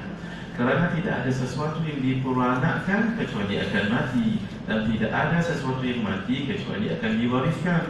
Sedangkan Allah Subhanahu wa taala tidak akan mati dan tidak akan diwariskan, dan tidak ada seseorang pun yang setara dengan Dia. Ia berkata, tidak ada sesuatu yang menyerupai dan yang menyamainya, tidak ada sesuatu apapun yang serupa dengannya. Dalam riwayat yang dijelaskan Ali bin Abbas radhiyallahu ta'ala anhuma anna al-yahud ja'at an-nabiy sallallahu alaihi wa alihi وصحبه وسلم فقالوا يا محمد صف لنا ربك الذي بعثك فأنزل الله عز وجل قل هو الله أحد إلى آخرها فقال هذه صفة ربي عز وجل. Dari Sayyidina Ibnu Abbas radhiyallahu ta'ala anhuma, orang-orang Yahudi mendatangi Nabi sallallahu alaihi wasallam dan berkata, ya Muhammad, terangkan sifat Tuhanmu yang telah mengutusmu. Maka Allah Azza wa Jalla menurunkan ayat Qul huwallahu ahad sampai akhir ayat. Lalu Nabi sallallahu alaihi wasallam bersabda, ini adalah sifat Tuhanku Azza wa Jalla. Dalam hadis lain juga dijelaskan, Aisyah radhiyallahu ta'ala anha anna an-nabiy sallallahu alaihi wasallam ba'atha rajulan ala sariyah وكان يقرأ لأصحابه في صلاتهم ويختم بقل هو الله أحد فلما رجعوا ذكروا ذلك للنبي صلى الله عليه وآله وسلم فقال سألوه لأي شيء يصنع ذلك فسألوه فقال لأنها صفة الرحمن وأنا أحب أن أقرأ بها فقال النبي صلى الله عليه وآله وسلم أخبروه أن الله تعالى يحبه. Dari Sayyidatina Aisyah radhiyallahu ta'ala anha, Nabi sallallahu alaihi wasallam mengutus seorang lelaki memimpin satu pasukan ekspedisi. Dalam solat mereka, bersama mereka, ia selalu membaca Al-Quran dan diakhiri dengan surah Qul huwallahu ahad. Setelah mereka pulang, mereka melaporkan hal itu kepada Nabi sallallahu alaihi wasallam. Nabi sallallahu alaihi wasallam bersabda, tanyakan kepadanya mengapa ia melakukan hal itu. Maka mereka bertanya kepada laki-laki tersebut dan ia berkata, kerana surah Ikhlas itu sifat Tuhan yang Maha Pengasih dan aku senang membacanya. Maka Nabi sallallahu alaihi wasallam bersabda, khabarkan kepadanya bahawa Allah mencintainya. Hadis-hadis di atas memberikan beberapa pesan penting untuk kita perhatikan. Pertama, sabab nuzul surah Al-Ikhlas sebagai respon terhadap pertanyaan orang-orang musyrik dan orang-orang Yahudi kepada Nabi sallallahu alaihi wasallam tentang sifat-sifat Allah. Dengan demikian berarti ayat di atas harus menjadi rujukan dalam membahas sifat-sifat Allah. Kerana itu, apabila ada kesimpulan tentang sifat Allah bertentangan dengan kandungan ayat-ayat di atas, maka kesimpulan tersebut harus ditinggalkan. Kedua, sifat-sifat Allah yang diisyaratkan dalam surah Al-Ikhlas adalah sifat-sifat salbiyah, iaitu sifat-sifat yang menafikan apa sahaja yang tidak layak bagi Allah. Apabila kita uraikan agak rinci, maka hubungan surah Al-Ikhlas dengan sifat-sifat salbiyah adalah sebagai berikut. Qul huwallahu ahad, Allahus samad, lam yalid wa lam yulad wa lam yakul lahu kufuwan ahad. Artinya, katakanlah, dialah Allah yang Maha Esa. Maksudnya, Esa dalam zat, sifat dan perbuatannya. Keesaan tersebut menunjukkan pada sifat wahdaniyah Allah, yang berarti Allah tidak berupa benda terkecil yang disebut jawhar maupun benda besar yang disebut jisim, dan bahawa Allah tidak bertempat yang dijelaskan dalam sifat mukhalafatuhu lil hawadith dan qiyamuhu bi nafsihi. Kedua, Allah adalah Tuhan yang bergantung kepadanya segala sesuatu. Artinya, hanya Allah tempat bergantung segala sesuatu. Sedangkan Allah tidak bergantung kepada apapun, sehingga dengan demikian Allah tidak berada dalam dimensi tempat dan arah. Demikian ini sebagai isyarat terhadap sifat qiyamuhu bi nafsihi dan mukhalafatuhu lil hawadith. Yang ketiga, dia tidak beranak dan tidak pula diberanakkan. Dalam arti Wujudnya Allah tidak ada permulaannya dengan didahului oleh orang tua yang melahirkan, dan tidak ada akhirnya yang akan diganti oleh anak sebagai penerusnya. Demikian ini sebagai isyarat terhadap sifat qidam dan baqa.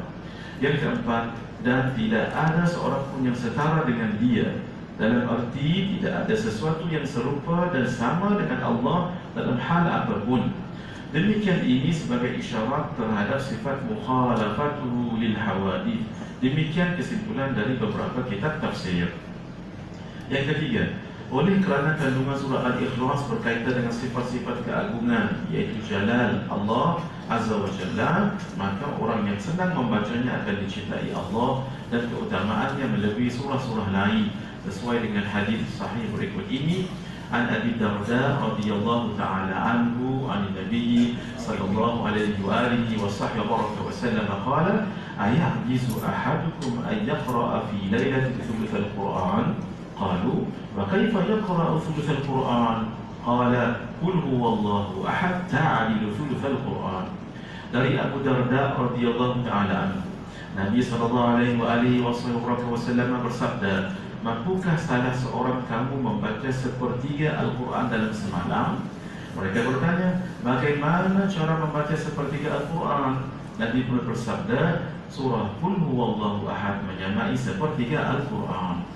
Hadis sahih ini menunjukkan keutamaan surah Al-Ikhlas kerana kandungannya tentang tauhid, yaitu sifat-sifat keagungan Allah, sehingga surah ini menjadi rujukan para ulama dalam perbahasan tauhid dan sifat-sifat Allah.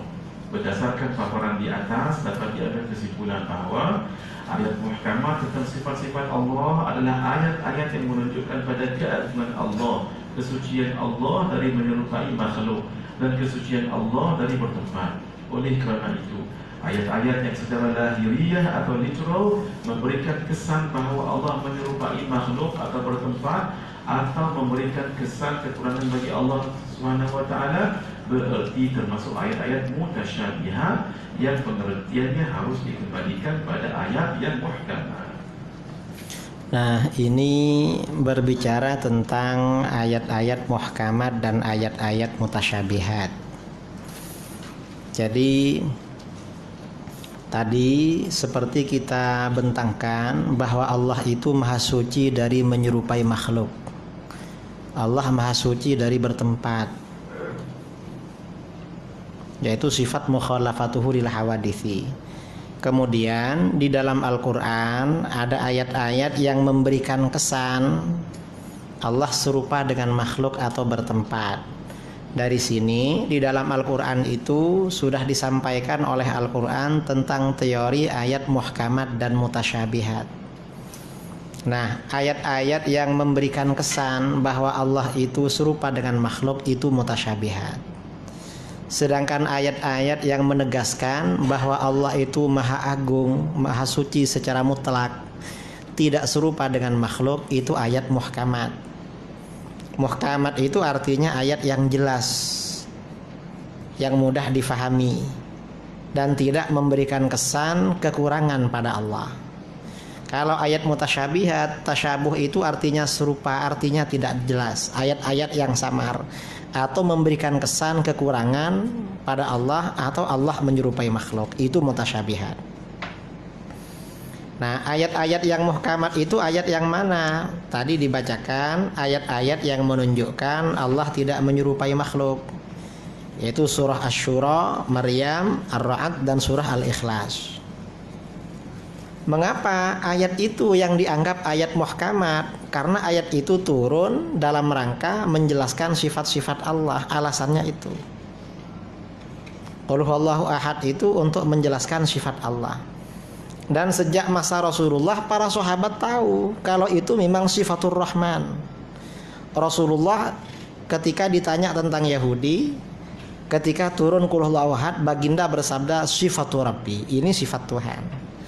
Lalu sebagian sahabat senang membaca surat Al-Ikhlas.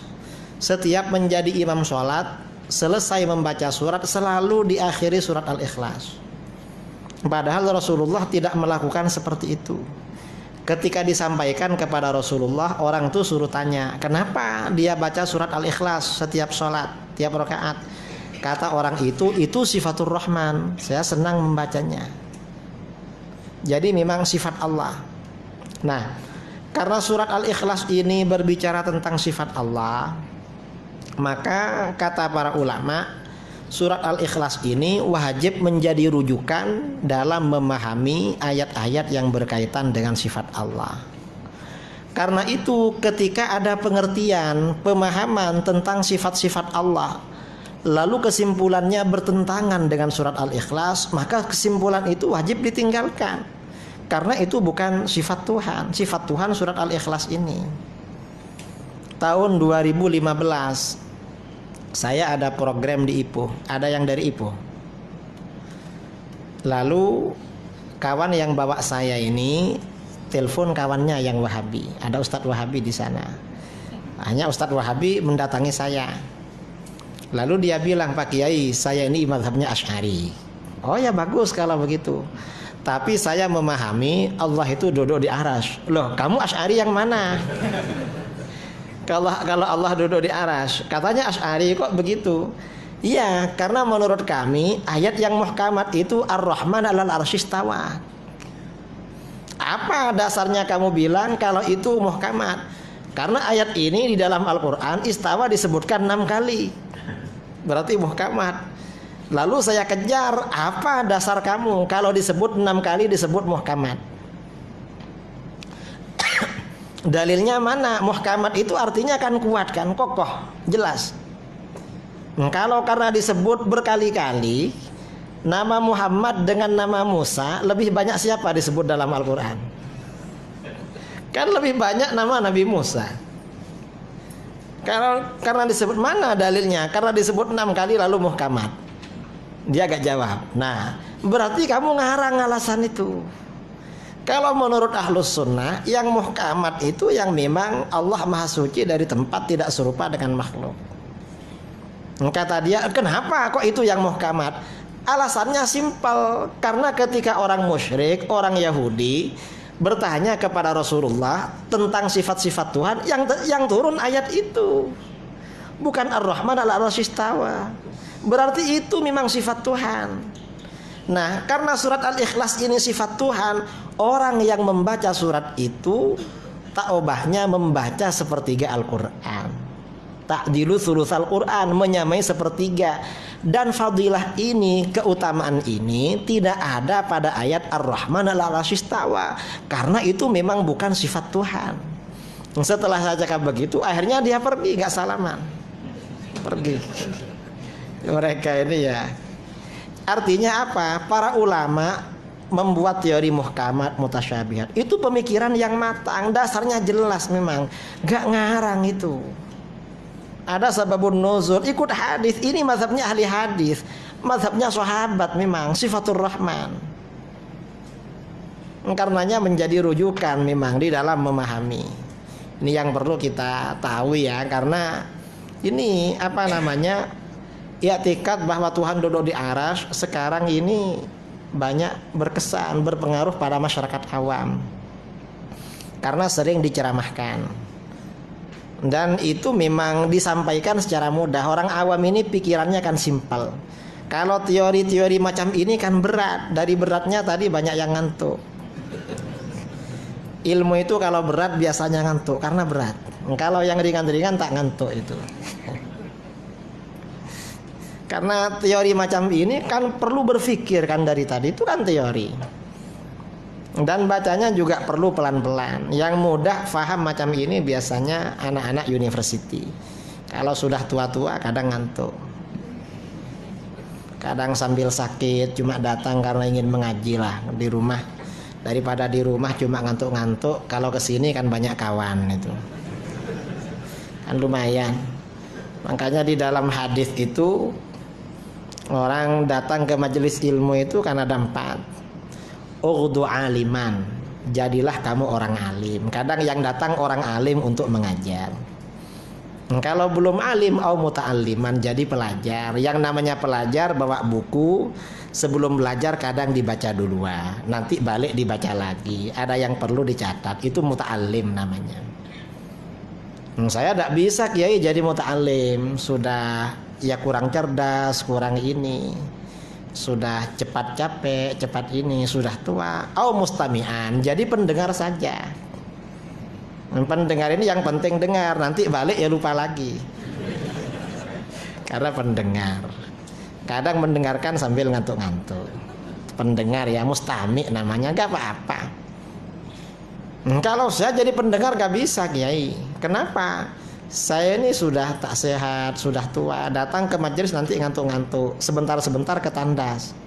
Oh, tidak apa-apa. Au muhibban, jadi penggemar. Yang penting senang aja. Nah, orang yang datang ke majelis itu kan memang ada yang alim, yang ngajar ya, atau yang baca. Kadang walaupun alim sudah datang, ada yang muta'alim, ada yang cuma mustami, pokoknya dengar dah. Nah, mustami ini pilih-pilih yang mau didengar itu benar apa enggak yang didengar. Kalau bukan ahlus sunnah jangan didengar, nanti dibawa kemana-mana. Al muhibban baru penggemar. Kemudian wala takun khamisan, jangan jadi orang kelima. Fatahlik, kalau orang kelima kamu akan celaka, akan binasa. Siapa orang kelima? Kata para ulama itu adalah mubghid, orang yang tidak suka pada ilmu agama. Itu binasa. Paling enggak jadi orang suka lah. Walaupun datang ke majelis ngantuk-ngantuk gak apa-apa, karena itu kelasnya muhibban. Memang agak berat ini ya, tapi kalau sudah paham kan puas. Oh, ini maksudnya para ulama itu. Jadi sifat 20 itu ceritanya panjang, cuma yang disampaikan kesimpulan oleh para ulama. Karena untuk mencapai sifat 20 ini kan ada pelajaran namanya teori muhkamat mutasyabihat. Nah, muhkamat mutasyabihat ini meneliti kitab-kitab ayat-ayat Al-Quran dan hadis-hadis. Ini perjalanan panjang. Kita ini enak, oleh para ulama langsung dibagi sifat 20. Sebagian kiai katanya lebih enak tauhid 3. Kenapa? Simple, lebih gampang. Memang itu instan. Apa instan juga ya? Instan tuh biasanya tak sehat kalau dimakan. Jadi memang perlu yang teori-teori yang agak berat sedikit lah. Masalah ini ayat muhkamat mutasyabihat. Sebentar ya, ini ada soalan. Dinyatakan Allah telah tentukan perlakuan makhluknya. Bagaimana dengan ketidakakuran iblis yang tidak mau sujud kepada Nabi Adam setelah Allah memerintahnya? Peristiwa di mana iblis dilaknat dan akan masuk neraka. Allah telah mengetahui ini akan berlaku sejak azal. Bagaimana dengan orang kafir yang tidak Islam? Mereka itu juga ditetapkan Allah masuk neraka. Mohon jelaskan. Kalau perbuatan Allah itu gak perlu ditanya kenapa itu dijadikan kafir. Yang ditanya perbuatan kita. Kenapa kamu berbuat? Kalau disengaja dapat pahala, kalau baik. Kalau jelek dapat dosa. Kalau gak disengaja gak ada taklif. Jadi itu memang takdir, memang nggak bisa ditanya. Itu berkenaan dengan sifat wahdaniyat fil af'al atau qada qadar. Nah ini ra'aitu rabbi ja'dan amrat alaihi hullatun khadra. Ini yang dipakai oleh Wahabi. Aku melihat Tuhan ya, memang berambut apa? Ja'ad itu keriting, lalu tak ada jenggot. Dia pakai baju hijau. Ini nggak dipakai oleh para ulama. Ini memang termasuk salah satu dalilnya. Dalil yang tapi oleh ahli hadis nggak dipakai ini.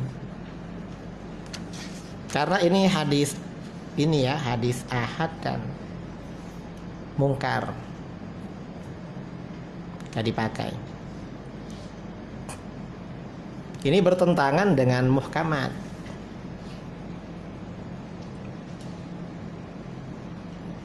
Maka oleh Wahabi disahihkan. Sampai ada Wahabi menulis kitab bertajuk Aqidatu Ahlil Iman fi khalqi Adam ala suratir Rahman.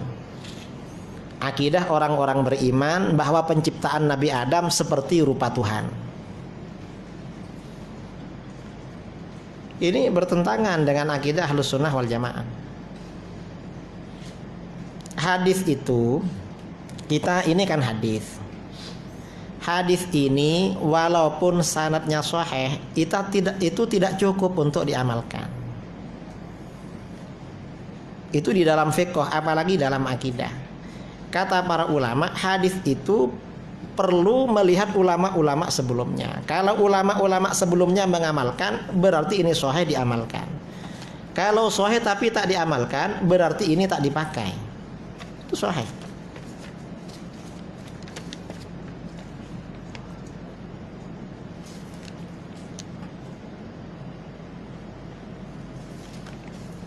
Sesuatu itu apa contoh kaidah? Sesuatu itu hukumnya sama dengan yang serupa dengannya. Ini sangat alami. Di dunia kedokteran itu ada transplantasi. Apa transplantasi itu? Pencangkokan. Kalau jantung manusia yang paling cocok itu transplantasinya dengan apa? Dengan jantungnya babi. Mengapa? Karena mirip memang. Kalau mirip itu berarti prosesnya hukumnya sama. Itu dunia kedokteran macam itu. Sesuatu yang sama pasti hukumnya sama. Manusia sesama manusianya karena sama, pasti yang meliputi sama. Ada senang, ada susah, ada ngantuk, ada gini. Kemudian ada makan. Setelah makan keluar melalui 2 jalan. Semuanya begitu. Jangan orang itu kadang ya, kalau suka pada masih muda, suka sama orang macam tidak bau. Kenapa? Kelihatannya macam itu. Ini namanya kan sudah keluar dari akal. Yang namanya manusia ya seperti itu. Ini dalam kehidupan sudah maklum. Sesuatu yang sama pasti hukumnya juga sama. Makanya tadi dikatakan Allah itu berbeda dengan makhluk. Walaupun mirip, sama, itu hanya dalam sebutan. Sifat Allah itu beda dengan sifat makhluk. Contoh ya, Allah punya sifat ilmu. Ustadz juga punya ilmu. Itu hanya manusia punya ilmu, tapi sebutannya saja, hakikatnya beda. Karena kalau ilmunya Allah itu sifat yang wajib bagi Allah pada azal. Dan ilmunya Allah itu menyeluruh, meliputi. Kalau ilmunya manusia itu bukan sifat wajib, tetapi arad. Arad itu artinya perkara yang baru datang. Asalnya tidak tahu, lalu ikut kuliah tahu. Karena yang disampaikan banyak, setelah keluar banyak yang lupa. Kan begitu. Ilmu itu kalau disampaikan terlalu banyak, satu hari disampaikan semua. Kata para ulama, yunsi ba'duha ba'dan. Sebagian itu membuat yang lain terlupakan. Paling yang diingat yang lucu-lucu, yang apa. Kalau yang teori-teori itu agak berat, kecuali para asatid yang memang biasa ceramah atau biasa apa, atau yang memang iskal sering dicari itu mudah ingat. Kalau gak menjadi macam itu tuh lupa. Itu ilmunya manusia, sama-sama ilmu, tapi cuma sebutannya yang sama, hakikatnya beda. Itu mukhalafatul hawaditsi. Bagaimana mudah memahami antara sifat ma'ani dengan sifat maknawi. Di depan itu ya, kalau sifat ma'ani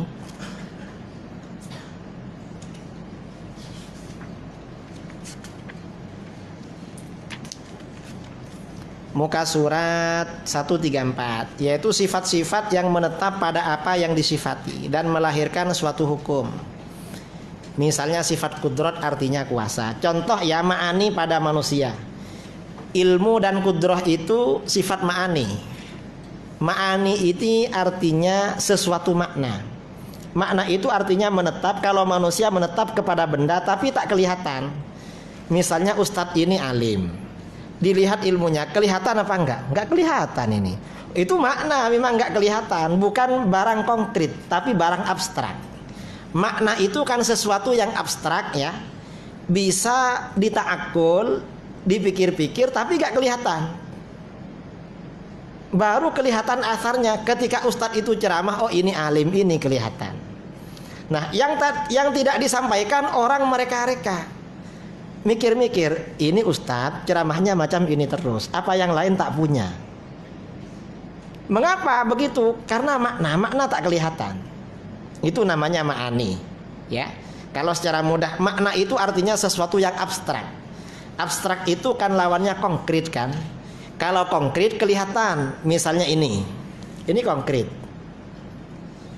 Kalau barang yang abstrak itu gak kelihatan, seperti kudrat. Itu kuat, gak kelihatan kuat, baru setelah mukul kelihatan kuat. Itu kudrat namanya, itu ma'ani. Kalau maknawiyah ini sebagai konsekuensi dari ma'ani. Artinya ketika Allah itu punya sifat kudrat, maka sudah pasti Allah itu disebut dengan qadiran, maha kuasa. Karenanya di sini sifat maknawiyah, sifat-sifat yang tetap bagi Allah sebagai konsekuensi, sebagai natijah atau sebagai kelaziman, keniscayaan dari sifat ma'ani. Cara mudahnya macam itu.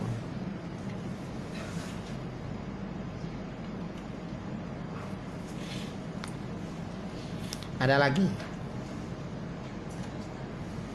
Apa? Ada satu hadis saya ingat matan tentang Rasulullah SAW ketika sedang bertahap. Apa? Rasulullah SAW ketika Mi'raj tu. Ada saya tak ingat matan dia, tapi mungkin ada sebutan maksud sederhana lah. Hatinya disentuh oleh Tuhan.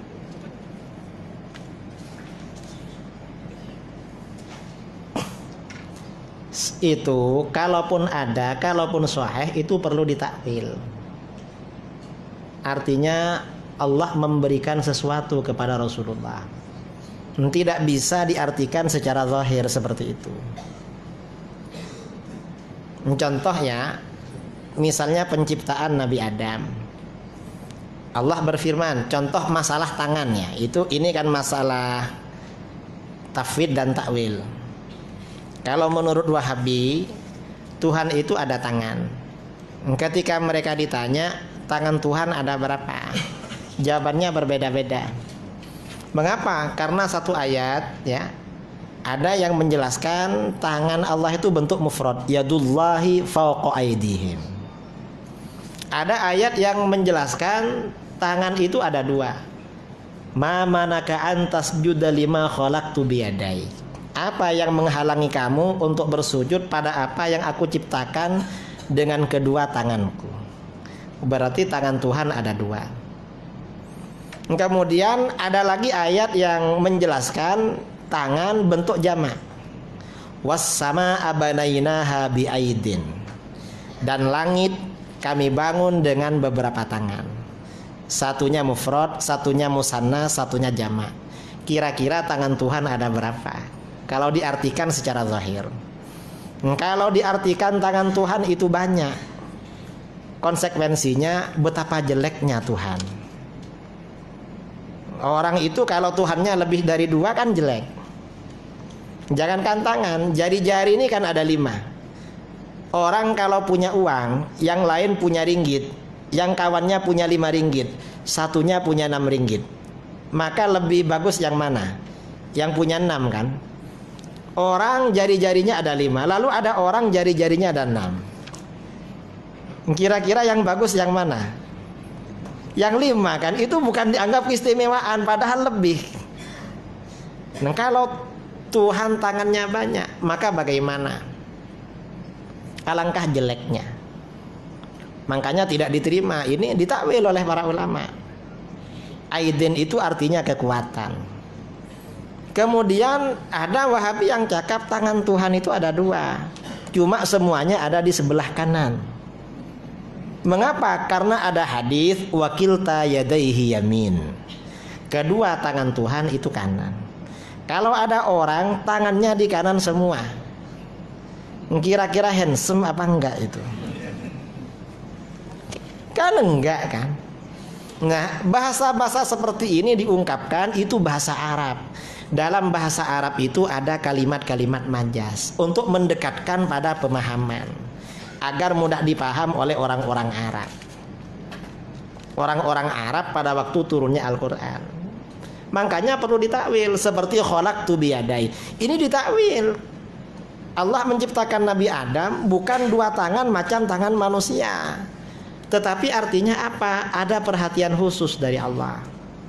Mengapa? Karena dalam ayat lain, idza arada syai'an ayyaqula lahu kun fayakun. Jadi kun fayakun semua. Ini yang masalah tadi. Makanya perlu ditakwil. Di sini banyak contohnya ya tentang apa namanya? Tentang muhkamat dan mutasyabihat di sini tadi takwil dan tafwid. Ini ayat istawa. Ini juga banyak contohnya. Kemudian ayat tentang datang, ayat tentang wajah, ayat tentang mata. Atau misalnya coba dibuka muka surat 163. Di dalam Al-Quran ada beberapa ayat yang menisbatkan kata ain, mata, kepada Allah. Antara lain firman Allah, wasna'il fulka bi'ayunina walitusna'a ala aini. Dan buatlah bahtera itu, cuma ini yang ditakwil ya, bi'ayunina. Kalau ini gak ditakwil, buatlah bahtera itu bi'ayunina, di dalam mata-mata kami. Karena baknya mestinya bermakna fi. Ini kalau tidak ditakwil berarti matanya Tuhan banyak, karena jamak. Dan berarti Nabi Nuh buat perahu di dalam mata Tuhan. Padahal Nabi Nuh buat perahu kan di atas bumi. Atau misalnya walitusna ala aini, dan supaya kamu diasuh di bawah, di atas mataku. Nabi Musa diasuh oleh Fir'aun, masa di atas mata Tuhan? Kan tidak, itu ditakwil oleh para ulama, di bawah pengawasanku. Ini yang melakukan takwil. Jadi dalam ayat di atas kata ain yang secara literal berarti mata, dalam ayat pertama menggunakan bentuk jamak berupa yunina, dan dalam ayat kedua menggunakan bentuk tunggal berupa ain. Di sini akan kami sebutkan dua versi pendekatan berbeda di kalangan umat Islam antara Ahlus Sunnah dan Wahabi. Pertama adalah pendekatan takwil yang dilakukan oleh banyak ulama salaf.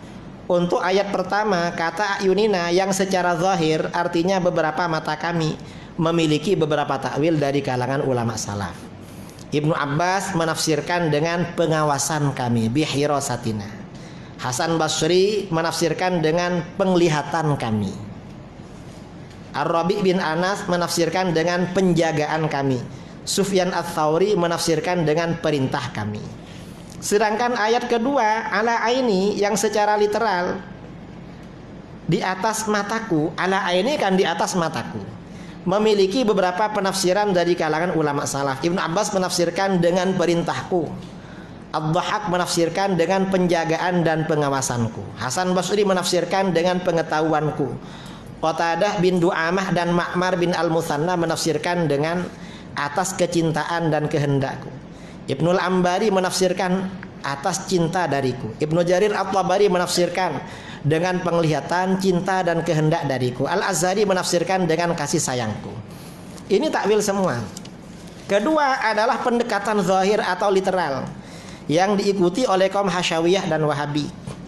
Menurut mereka kata ayunina dan aini dalam ayat di atas menunjukkan pada mata sebagai organ tubuh, anggota badan. Sebagian mereka mengatakan bahwa mata Tuhan itu banyak sekali, sesuai dengan bentuk jamak dalam Hud ayat 37.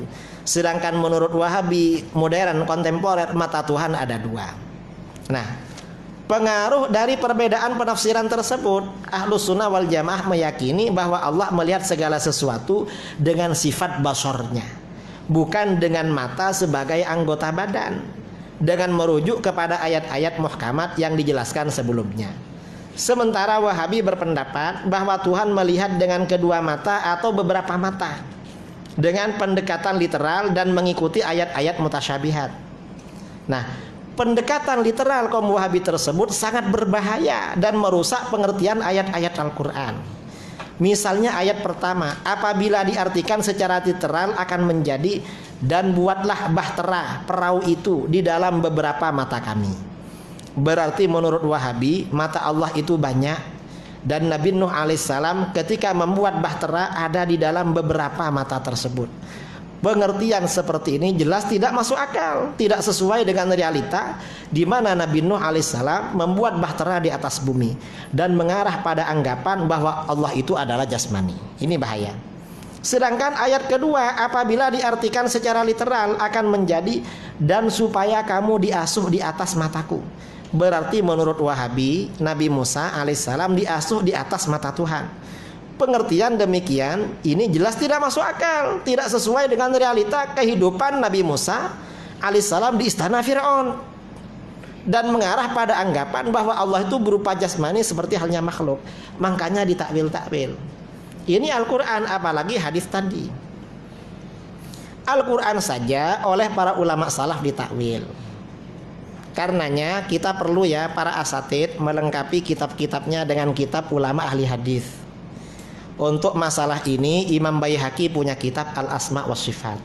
Semua ayat-ayat, hadis-hadis yang berkaitan dengan sifat Allah yang mutasyabihat dijelaskan riwayat takwilnya dari para sahabat dan tabi'in. Kemudian selain Imam Al-Baihaqi, Imam Ibnu Jama'ah. Ibnu Jama'ah ini juga punya kitab bertajuk Idahud Dalil fi Qad'i Hujaji Ahli Ta'til. Cuma kitab Imam Baihaqi lebih bagus.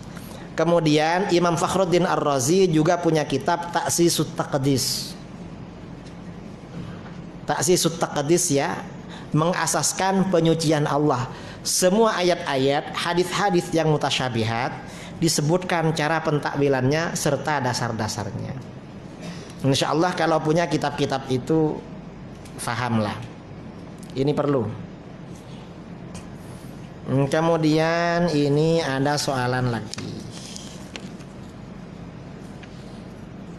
Bolehkah sebagian kalam Allah lebih afdal atau lebih mulia daripada sebagian yang lain? Bukankah semuanya afdal atau mulia? Soalan macam ini memang mirip soalan Asmaul Husna. Yang lebih afdal itu artinya pahala bacaannya. Memang ada seperti itu. Yang berkaitan dengan azat Allah lebih afdal daripada yang berkaitan bukan azat Allah. Karena itu surat Al-Ikhlas, karena surat Al-Ikhlas itu berkaitan dengan sifat-sifat Allah, sifat tanzih lebih afdal daripada yang lain. Wallahu a'lam. Tapi semuanya itu sesama kalam Allah. Kalau dibandingkan kalam makhluk ya gak bisa dibandingkan, pasti lebih afdal. Kata-kata ini bisa dipakai hujjah atau tidak, Ustaz? Istawa maklum, kaifiyah majhul, wasu'al anhu bid'ah. Maklum yakni maklum indallah faqat. Ini ada jawabannya pada muka surat 156 ayat tentang istawa. Boleh dibaca.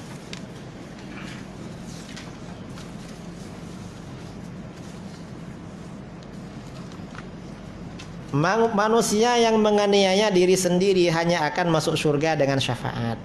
Jika sebelum mati dia telah bertaubat, adakah dia masih tergolong dalam manusia yang menganiaya diri? Atau dinaikkan ke golongan pertengahan atau kepada golongan lebih dulu berbuat baik atau aulia? Ya tergantung kelasnya. Kalau cuma bertaubat, dosa-dosanya diampuni oleh Allah. Kalau sebelum meninggal bertaubat, diampuni. Kalau sebelum bertaubat, ya tergantung ya makomnya. Kan seperti Sayyidina Umar. Sayyidina Umar itu kan asalnya orang kafir. Tapi karena setelah masuk Islam perjuangannya sangat kuat, malah menjadi orang nomor 2 itu. Tergantung. Tergantung amal setelah bertaubat. Kalau hanya bertaubat lalu mati, dosa-dosanya diampuni. Ada sebagian ulama sufi ya, Ibrahim bin Adham. Siapa? Fudail bin Iyad. Imam Fudail bin Iyad itu asalnya perompak. Perampok atau perompak, tukang mengganggu orang di perjalanan. Kemudian beliau ini bertaubat ya. Karena taubatnya sungguh-sungguh menjadi waliullah itu. Boleh yang menjadi seperti itu. Kadang walaupun orang itu tidak zalim, karena amalnya biasa-biasa, gak wali-wali itu. Tergantung lah. Kalau baik sungguhan ya bisa menjadi waliullah.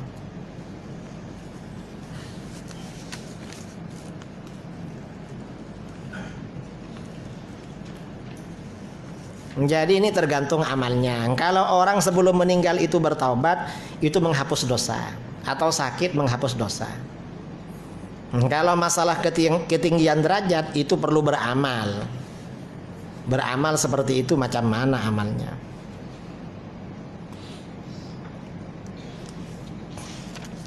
Ada lagi? Ya.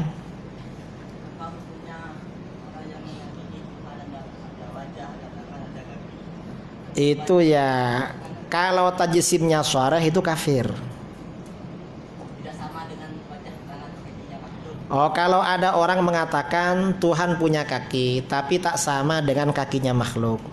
Kalau yang dimaksud itu seperti kaki kuda gak sama dengan kaki lembu, itu tajsim, kufur itu. Masih kufur itu. Tapi jadi masalah tangan kaki ya. Kalau ulama salaf ada yang mengisbatkan tangan kaki, tangan ain. Cuma itu sifat bagi Allah, bukan anggota badan. Sebagian salaf menetapkan itu tapi sebagai sifat Allah. Allah punya sifat yang disebut iyad. Jadi bukan anggota badan. Kalau tangan itu diartikan anggota badan, itu tajsim. Itu kufur itu. Dan sesat di dalam akidah itu lebih berat daripada dosa secara amalia. Lebih berat daripada dosa berzina, dosa mencuri. Lebih berat itu masih. Karena itu akidah. Karena tidak mengagungkan Allah itu. Su'ul adab kepada Allah.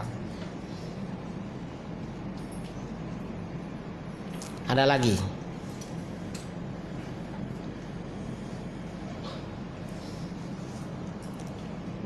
Kalau tak ada, kita tutup ya.